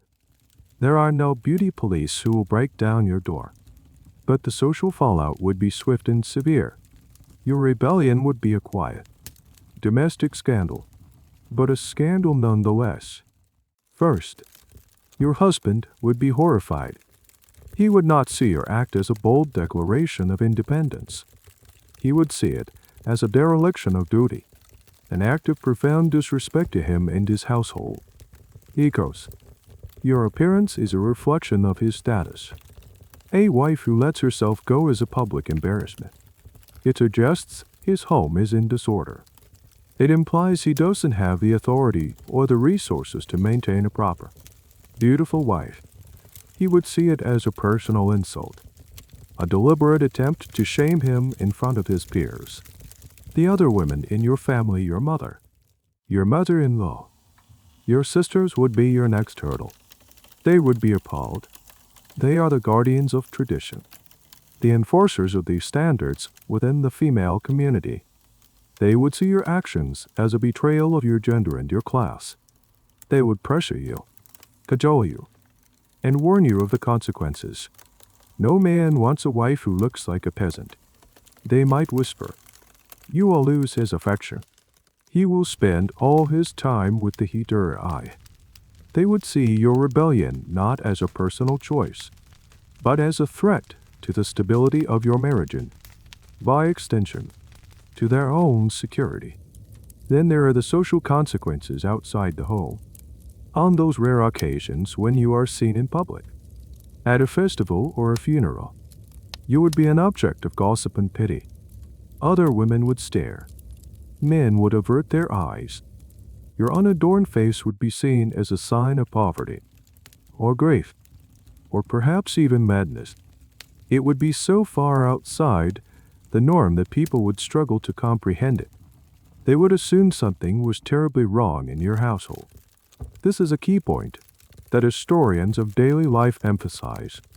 In a society with such rigid social norms, any deviation is not interpreted as individualism, but as a sign of chaos or misfortune. Your choice to be natural would not be read as authentic. It would be read as something is wrong. Is there any historical precedent for this kind of rebellion? The evidence is, unsurprisingly, almost non-existent.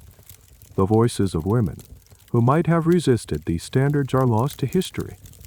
Our records are written by men who largely took these norms for granted. However, we do get some hints from comedy. The playwright Aristophanes, in his play Lysistrata, depicts women organizing to stop a war. They are bold, assertive, and willing to break all sorts of social rules. But even in this fantasy of female empowerment, their beauty and sexuality are their primary weapons. They don't reject beauty standards. They leverage them. The academic debate here is a frustrating one, based more on absence than evidence. Did bohemian or countercultural women exist in ancient Greece? Were there communities or philosophical schools that rejected these mainstream ideals? Some scholars have pointed to the Cynics, a school of philosophers who rejected all social conventions, lived in poverty, and famously flouted all rules of hygiene and decorum. A female cynic, like Hypatia of Mauravania, would have certainly rejected the use of lead, makeup, and saffron hair dye. But she was a radical, an extreme outlier, and was viewed by mainstream society as bizarre and shocking. For a conventional, upper-class woman like you, this is not a viable path. And here's a sad little detail to consider. The physical consequences of your rebellion. After years of using corrosive lead makeup, your underlying skin is likely damaged, discolored, and blemished. If you suddenly stop using the foundation, you will not reveal a fresh, natural face. You will reveal a face that has been ravaged by poison. The illusion you have been creating for years will shatter, and the reality underneath might be shocking even to you. Your natural face is no longer truly natural. It has been permanently altered by your attempts to perfect it. You are trapped. The only way to look normal is to continue the artifice. So, the fantasy of rebellion fades. The risks are too high. The social cost too great. You are a single thread in a vast, tightly woven social fabric. To pull on that thread is to risk unraveling not just your own life, but the lives of those around you. The cage is not made of iron bars, but of expectations, and it is just as strong. You pick up the pot of coal. The unibrow must be maintained. The performance must go on. But as you continue your routine, another question arises, a more subtle, academic one. You know these are the ideals, but how many people actually followed them? How real, how widespread were these dangerous practices?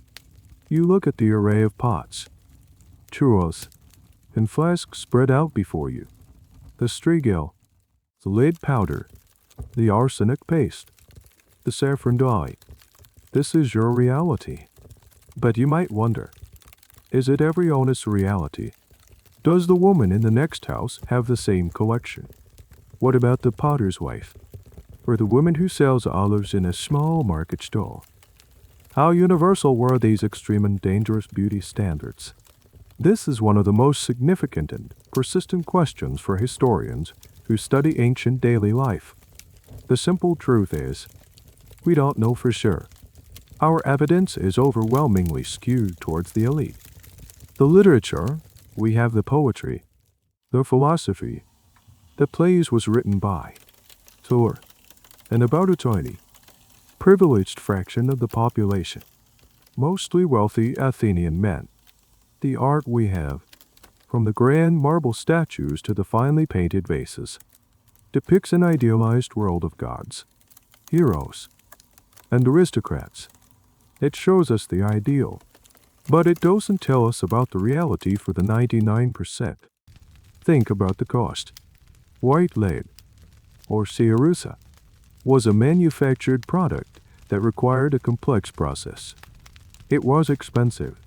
The same goes for the imported spices and resins used in perfumes, and especially for saffron, which was astronomically valuable. A poor farmer's wife would simply not have had the resources to purchase these things. Her beauty budget would have been zero. So, it's almost certain that the full, high-maintenance beauty routine you follow was an exclusive practice of the upper classes. It was a form of luxury, a way of displaying wealth, just like owning fine horses or having a large number of slaves. What did poorer women do? They likely had their own, more modest, folk beauty practices. They might have used simple chalk or flour to lighten their skin, which was less effective but also blessedly non-toxic. They might have used berry juice to stain their lips and cheeks, or soot from a lamp to darken their brows. They might have used simple floral infusions to scent their hair. These practices are much harder for historians to trace, because they leave behind fewer archaeological clues and are rarely mentioned in texts. It's a history of the mundane that has been largely erased. Then there's the question of labor. Your beauty routine is incredibly time-consuming.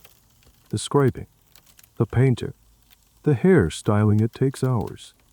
You can only afford this luxury of time because you have slaves to manage the household, cook the meals, and care for the children. A woman who had to grind her own grain, weave her own cloth for the family, and fetch her own water from the public fountain simply would not have had the hours in the day to dedicate to such an elaborate regimen. Her priorities were survival and sustenance, not achieving the perfect unibrow. The academic debate on this topic is lively. Some historians argue for a top-down model, suggesting that the elite ideals, while not fully attainable, would have influenced the entire society. Poorer women might have tried to emulate the looks of the rich with cheaper materials, suggesting everyone was aiming for the same target. Other scholars argue for a more bottom-up or fragmented view. They suggest that different social classes, and even different regions, may have had their own distinct beauty standards. A Spartan woman, valued for her physical strength and ability to bear healthy warriors, might have found the Athenian obsession with pale, delicate beauty to be ridiculous and decadent. A fascinating piece of evidence that complicates the picture comes from archaeology. When archaeologists excavate ancient Greek graves, they sometimes find makeup kits, small boxes containing pots of pigment, bronze tools, and other cosmetic items. These are often found in the graves of wealthy women, seemingly confirming that these practices were part of their lives. But what does it mean? Was it a reflection of their daily routine, or was it a special funerary practice, designed to make the deceased look her best for her journey to the afterlife? It's hard to say for certain. The grave goods show us what was valued, but not necessarily how it was used in daily life. And what about the most extreme practices, like the goat hair unibrow or the arsenic depilatory? It's highly probable that these were at the very fringe of the beauty culture. The goat hair unibrow, mentioned in some comical or satirical contexts, might have been the ancient equivalent of a runway fashion show look dramatic, attention-grabbing, but not something you'd see on the street every day. The arsenic paste was likely a high-risk, high-reward option used by those whose beauty was their profession, like a top-tier hetaira, rather than a standard item in a respectable wife's cosmetic chest. So, the image of Greek beauty that we have is likely a composite, an exaggeration. It's the Vogue version of ancient life, not the documentary. You, as a wealthy Athenian woman, are at the epicenter of this trend. You are living the ideal that the poets write about. But you are the exception, not the rule. The vast majority of women in your world are living a very different, and likely much less poisonous, reality. As you ponder this, you realize that your beauty standards are a prison, but a gilded one. They are a burden, but also a privilege. They are a sign of your high status, a mark of your belonging to the elite, and the tools of this prison, particularly that little pot of white lead, would go on to have a very long and very deadly history. The little pot of white lead on your chest does not know that grease will fall, that Rome will rise, and that its own deadly legacy is just beginning. This magical, poisonous powder will become one of the most enduring and tragic beauty products in human history. Its story does not end with you. In fact, you are just one of its first victims in a long, unbroken chain of suffering that will stretch for over 2 millennia. After your time, the Romans, who admired and emulated so much of Greek culture, will adopt the ideal of a pale complexion with even more enthusiasm. Roman women of the upper classes will become obsessive users of cerussa. The poet Ovid will write about it in his Ars Amatoria, The Art of Love, treating it as a standard part of a woman's cosmetic arsenal. Roman satirists will joke about women whose faces melt in the sun or get streaked by rain, revealing the pasty artifice underneath. The poison will continue its silent work, contributing to the infertility, illness, and madness of another empire's elite.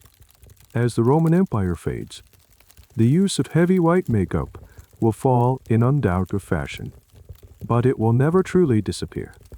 It will surface again with a vengeance during the Renaissance in Europe. In the 16th century, Queen Elizabeth I of England will become the ultimate icon of pale beauty. She will popularize a look known as the mask of youth, a stark white face, a plucked high forehead, and bright red lips. Her foundation of choice, a mixture of white leaden vinegar known as Venetian CERUs. It was, chemically, the same poison you are using. The noble women of the Elizabethan court, eager to emulate their powerful queen, will slather their faces with this toxic concoction.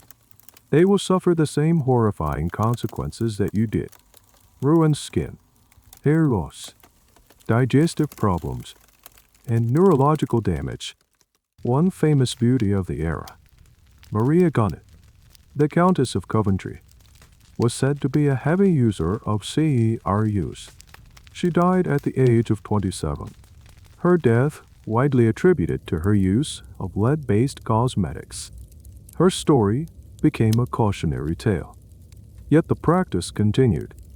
The long shadow of lead white stretches into the 17th and 18th centuries. The age of the powdered wig and the porcelain doll aesthetic of the French court at Versailles. Aristocratic men and women alike would paint their faces with lead, creating an artificial, doll-like appearance that signified they did no labor. The a la mode face was a mask, and lead was the material of choice. It's a bizarre and tragic historical loop. For hundreds and hundreds of years, the wealthiest, most privileged women in Western society will continue to poison themselves in pursuit of a beauty standard that you helped to pioneer. The knowledge of lead's toxicity will grow. Physicians will issue increasingly dire warnings. But the allure of that perfect, aristocratic pallor will often prove too strong to resist. Historians who study the history of cosmetics often ponder why this was the case. Why did such a dangerous practice persist for so long? Part of the answer lies in the lack of viable alternatives. It wasn't until the late 19th and early 20th centuries that chemists were able to create safer white pigments, like zinc oxide and titanium dioxide, that could rival the opacity of lead. For centuries, if you wanted the best, most effective white foundation, lead was the only option. Another part of the answer lies in the power of social symbolism. The pale face was never just about aesthetics. It was a powerful and enduring symbol of class.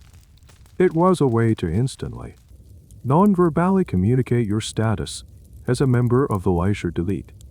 This social imperative was often strong enough to override concerns about physical health.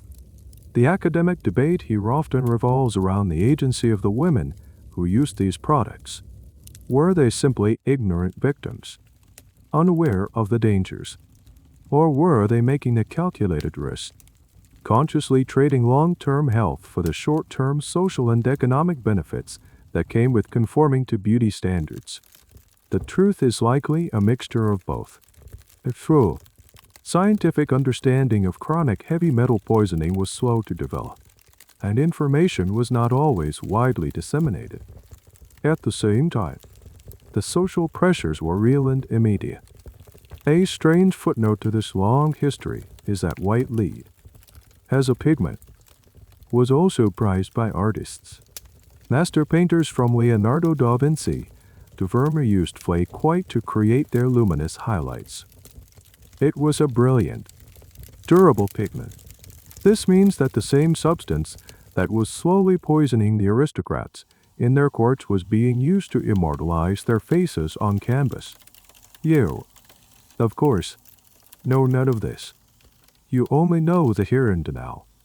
You know the weight of the powder on your skin, the sting of the street-gill, the admiration in your husband's eyes. You cannot imagine the generations of women who will follow in your footsteps, looking into their own mirrors, holding their own pots of poison, driven by the same timeless, cruel logic of beauty. The day is ending. The sun is setting over Athens, casting long shadows across your courtyard. It's time to reverse the process. It's time for the slow, careful ritual of undoing the day's work. The last rays of sunlight fade from the high window of the gymnasium. An oil lamp is lit, casting a warm, flickering glow across the room. The sounds of the symposium in the men's quarters have either quieted down or faded into a dull, ignorable murmur. The day is done. The performance is over. Now comes the intimate, private ritual of deconstruction. It's time to take off your face. This is not a quick process of wiping off makeup with a disposable cloth. It is a careful, multi-step procedure. The thick layer of lead cerusa is tenacious. It has been sitting on your skin for hours. A hardened, chalky mass. To remove it, you need oil. Lots of it. Your slave girl brings a basin of warm water and a flask of olive oil.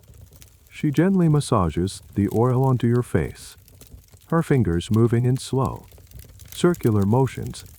The oil begins to break down the lead paste, turning the hard white mask into a greasy, grayish sludge. It feels strange, like your face is melting.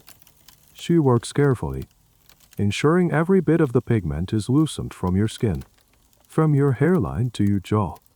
Then, she uses a soft linen cloth, dipped in the warm water, to wipe away the oily residue. This takes several passes. The first cloth comes away filthy, streaked with gray. She rinses and repeats, again and again, until your skin is finally clean. It feels raw, tender. It is the face you have been hiding all day, the one that has been stewing under a layer of poison. You might not look at it too closely. You don't want to see the damage, the redness, the blemishes that the lead has wrought. Next, you must address the unibrow. The kohl that you so carefully painted on this morning is removed with another oil-soaked cloth. The powerful, intelligent line that united your brows is wiped away, and they become two separate entities once more. Your face instantly looks softer, younger, and perhaps, to your own critical eye, a little blanker. If you were one of the women who dared to use a goat hair prosthetic, this would be the moment of truth, carefully peeling away the adhesive and storing the precious hairpiece for the next day. Your elaborate hairstyle is carefully dismantled. The bronze and ivory pins are removed one by one. The ribbons are untied. Your hair, stiff with saffron and styling, is let down. You might brush it out with a comb made of wood or bone, trying to work through the tangles of the day. This nightly ritual is a moment of quiet intimacy, shared only with your slave. It's a moment of vulnerability. The public face, the work of art, is gone. The carefully constructed goddess has been disassembled, put away for the night. All that is left is the mortal woman.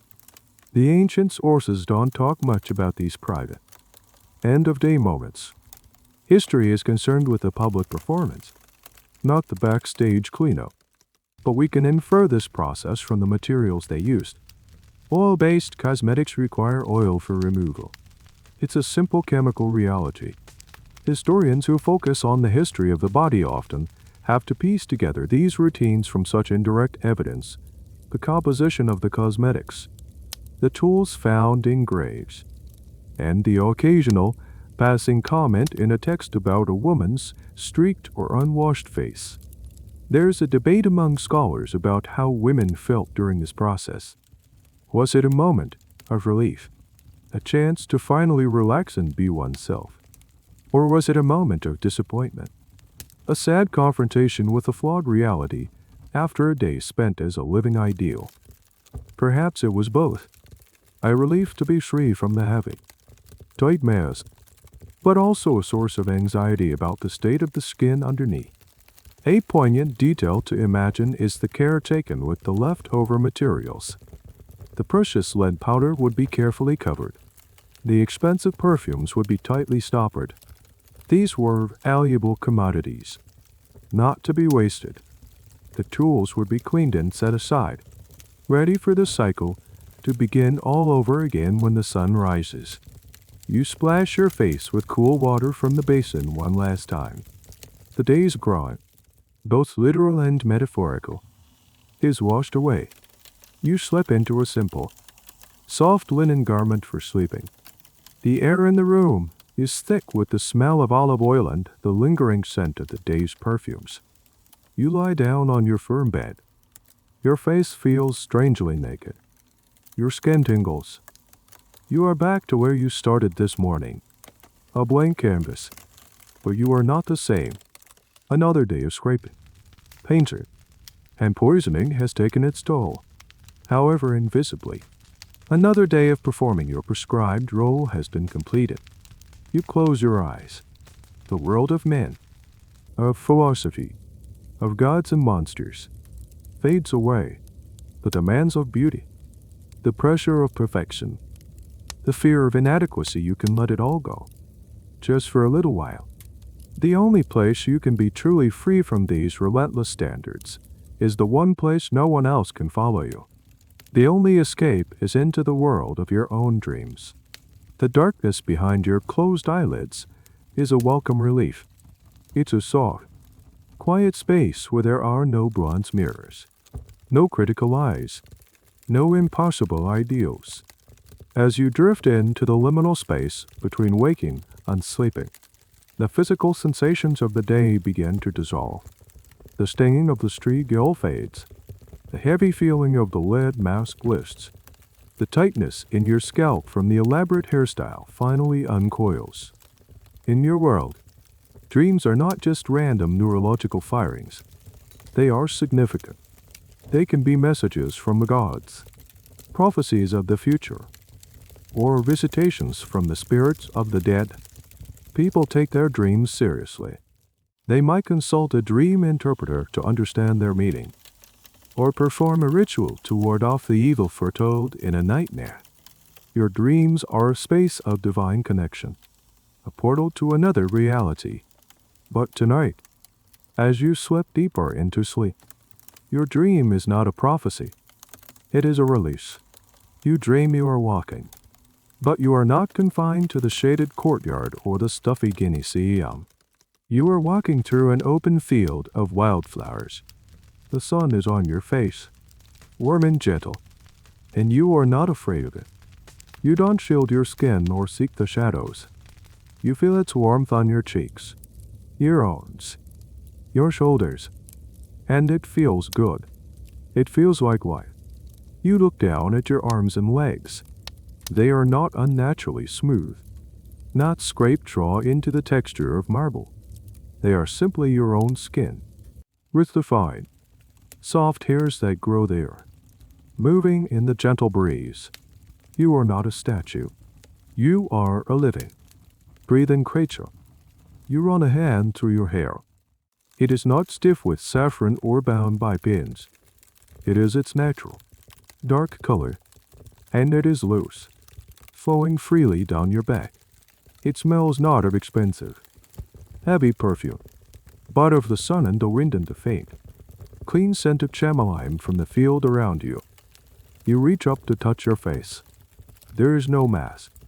There is no painted on unibrow. There are just your own eyebrows, in their natural shape. You can feel the texture of your skin, its softness, its warmth.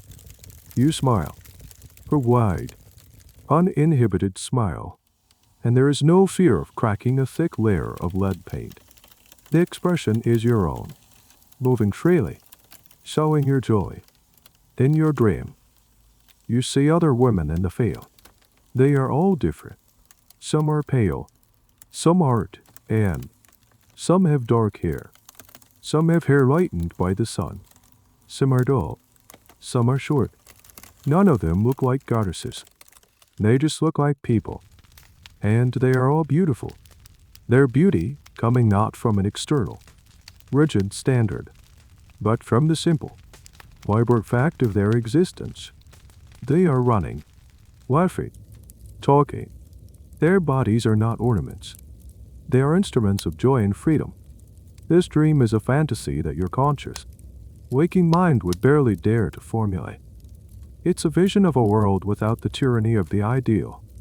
A world where beauty is not a singular, narrow, and dangerous path, but a wide, diverse, and open field.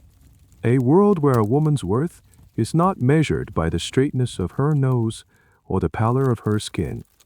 Historians often talk about the social imaginary, the set of values, institutions, and beliefs that create the social reality of a particular time. Your waking life is governed by the Greek social imaginary, with all its strictures and pressures. But your dream is a fleeting glimpse of another possibility, a counter-imaginary. It's a space where the rules don't apply. The academic question that can never be answered is, did ancient women have dreams like this? Did their subconscious minds create these moments of escape, these visions of a freedom their conscious minds couldn't grasp? We can only speculate. It seems a fundamentally human thing to do. Your dream is a quiet rebellion. It is the only place where you can experience a beauty that is not cruel, a beauty that is not a cage. It is a beauty that is simply and wonderfully your own. It is on deep, restorative sleep, healing the psychic wounds of the day. The morning will come soon enough. The slave girl will enter with the basin of water. The bronze mirror will be waiting. The pot of lead will be open. The cycle will begin anew. The performance must, and will, go on. But for these few, precious, dark hours, you are free. In the silent republic of your own mind, you are finally, beautifully, yourself. The world of ancient Greece, with its gleaming temples and profound philosophies, feels both distant and strangely familiar. The tools have changed, from lead powder to digital filters, from string gills to laser treatments. But the underlying pressures often echo through the centuries. The stories we tell ourselves about what it means to be beautiful still shape our lives in powerful ways. But now, that story is over for the night. The journey back from that sun-drenched, complicated land is complete. You can feel the weight of your own comfortable bed around you, the gentle hum of the fan, the quiet of your own room. The anxieties of the ancient world can dissolve now. Like mist in the morning, let the images of marble statues, golden mirrors, and wildflower fields drift and soften, becoming part of the gentle fabric of your own dreams. There is no performance required of you now, no standard to meet. You can let go of the day, of all the thoughts and worries that came with it. Feel your body grow heavy, your breathing slow and deep. You are safe in your own time, in your own space. Allow yourself to sink into that deep, restorative peace. Let the story be an anchor that holds you gently in the quiet harbor of sleep.